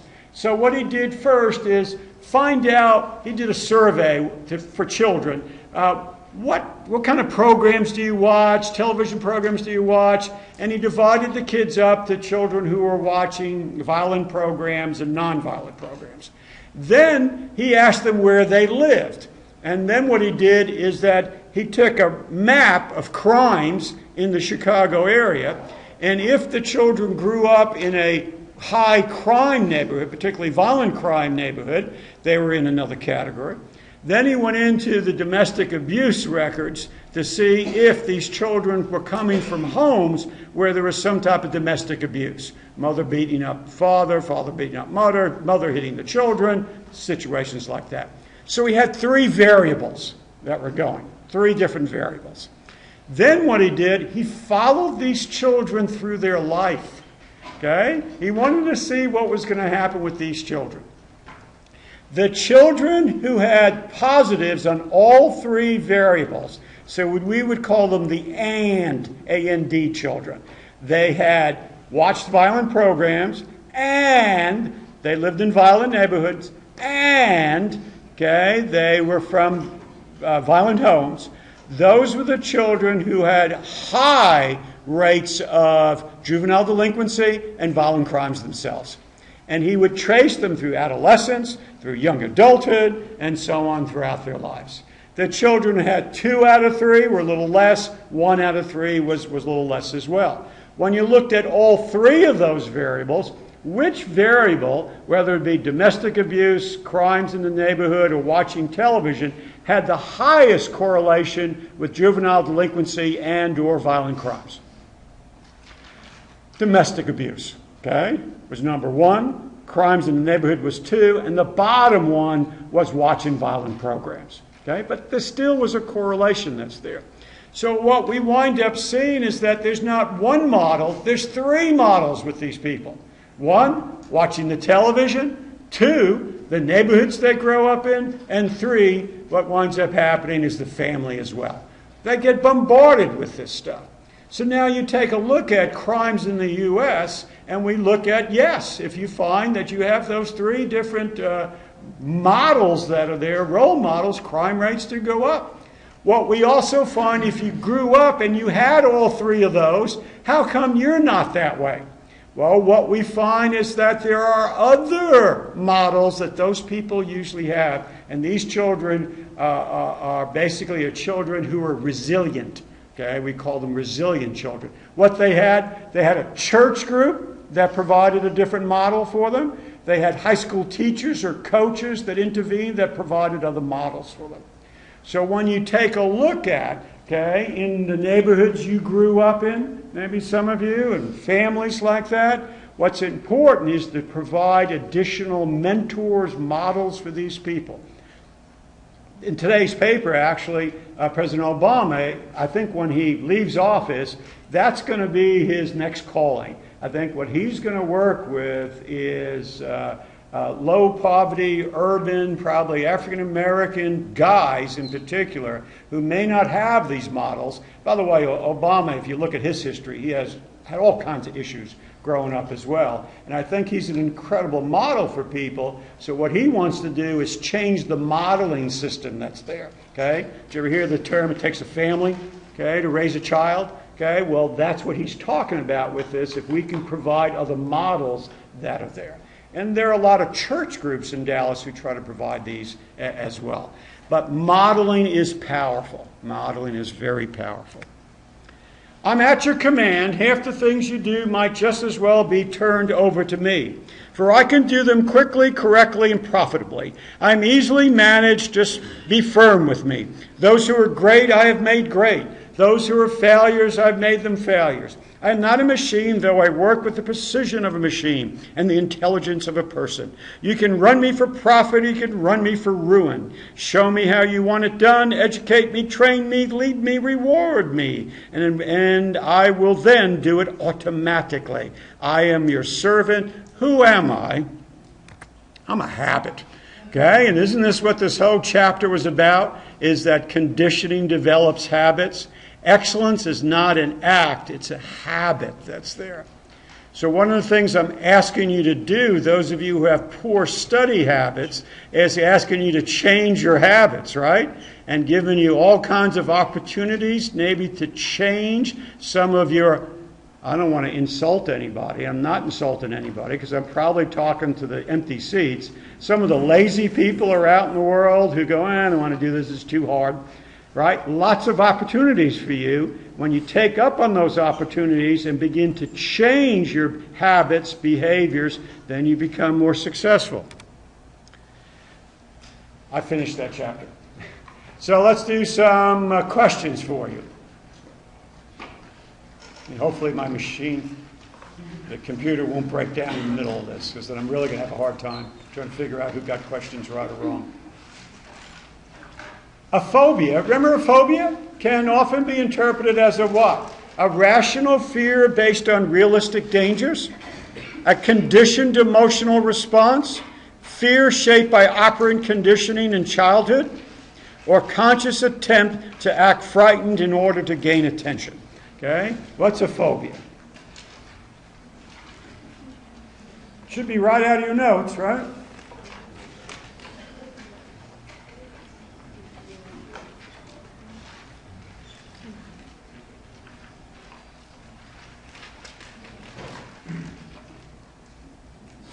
While I'm on a roll here, spring break usually is the dividing line between who makes it, finishes the spring semester, and who doesn't. Hopefully none of you, okay, will disappear after spring break. Okay? There is a tendency sometimes when you come back from spring break, you're going to get a parking spot much closer. I don't know where people go. They go off on spring break and they never come back. So hopefully this doesn't happen to you. That spring break is also an opportunity to catch up on extra credit if you want. All right, we got this one? Everybody got the answer in? Is that it? 51? Going once, going twice? All right, so the correct answer is 2. Right. A conditioned emotional response. That's what a phobia is. The phobia is based on classical conditioning. Number 3, it says fear shaped by operant conditioning. No. Okay, a phobia is classical conditioning. Right? It's a conditioned emotional response. So in case that's on your test, write it down. I put some of these questions on the test. Some of you get them wrong.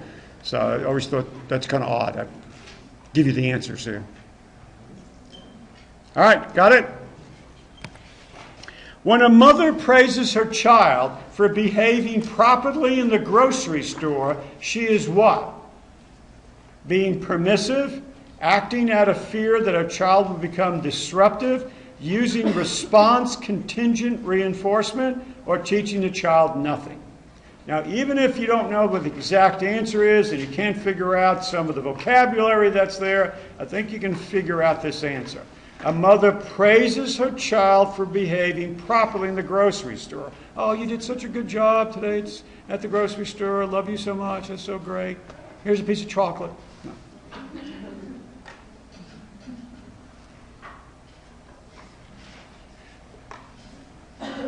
Could be fun this weekend to try to use behavioral conditioning on somebody. See if you can get them to change behaviors. Don't you spray water in your dogs sometimes and the dogs don't do something right? I mean, that's a negative reinforcer that's there. Hopefully you don't spray water in your spouse's face when they do something wrong. All right, everybody got this one? 51, weren't we? One more person? All right. All right, so the correct answer is, using response contingent reinforcement. So, the reinforcement was contingent upon what the response was for the child. Every time the child does something good, you reinforce. By the way, parents forget this a lot. Most parents don't reinforce for good behavior. What you hear from parents a lot of times is when you're doing something wrong, then they try to negatively reinforce you or punish you. If parents would just spend the time reinforcing positive behavior, it'd probably go a lot further. Okay? Every day, today was a really good job, love what you did, that's great, appreciate it, thank you, love you, whatever it may be, rather than only intervening when the child does something wrong.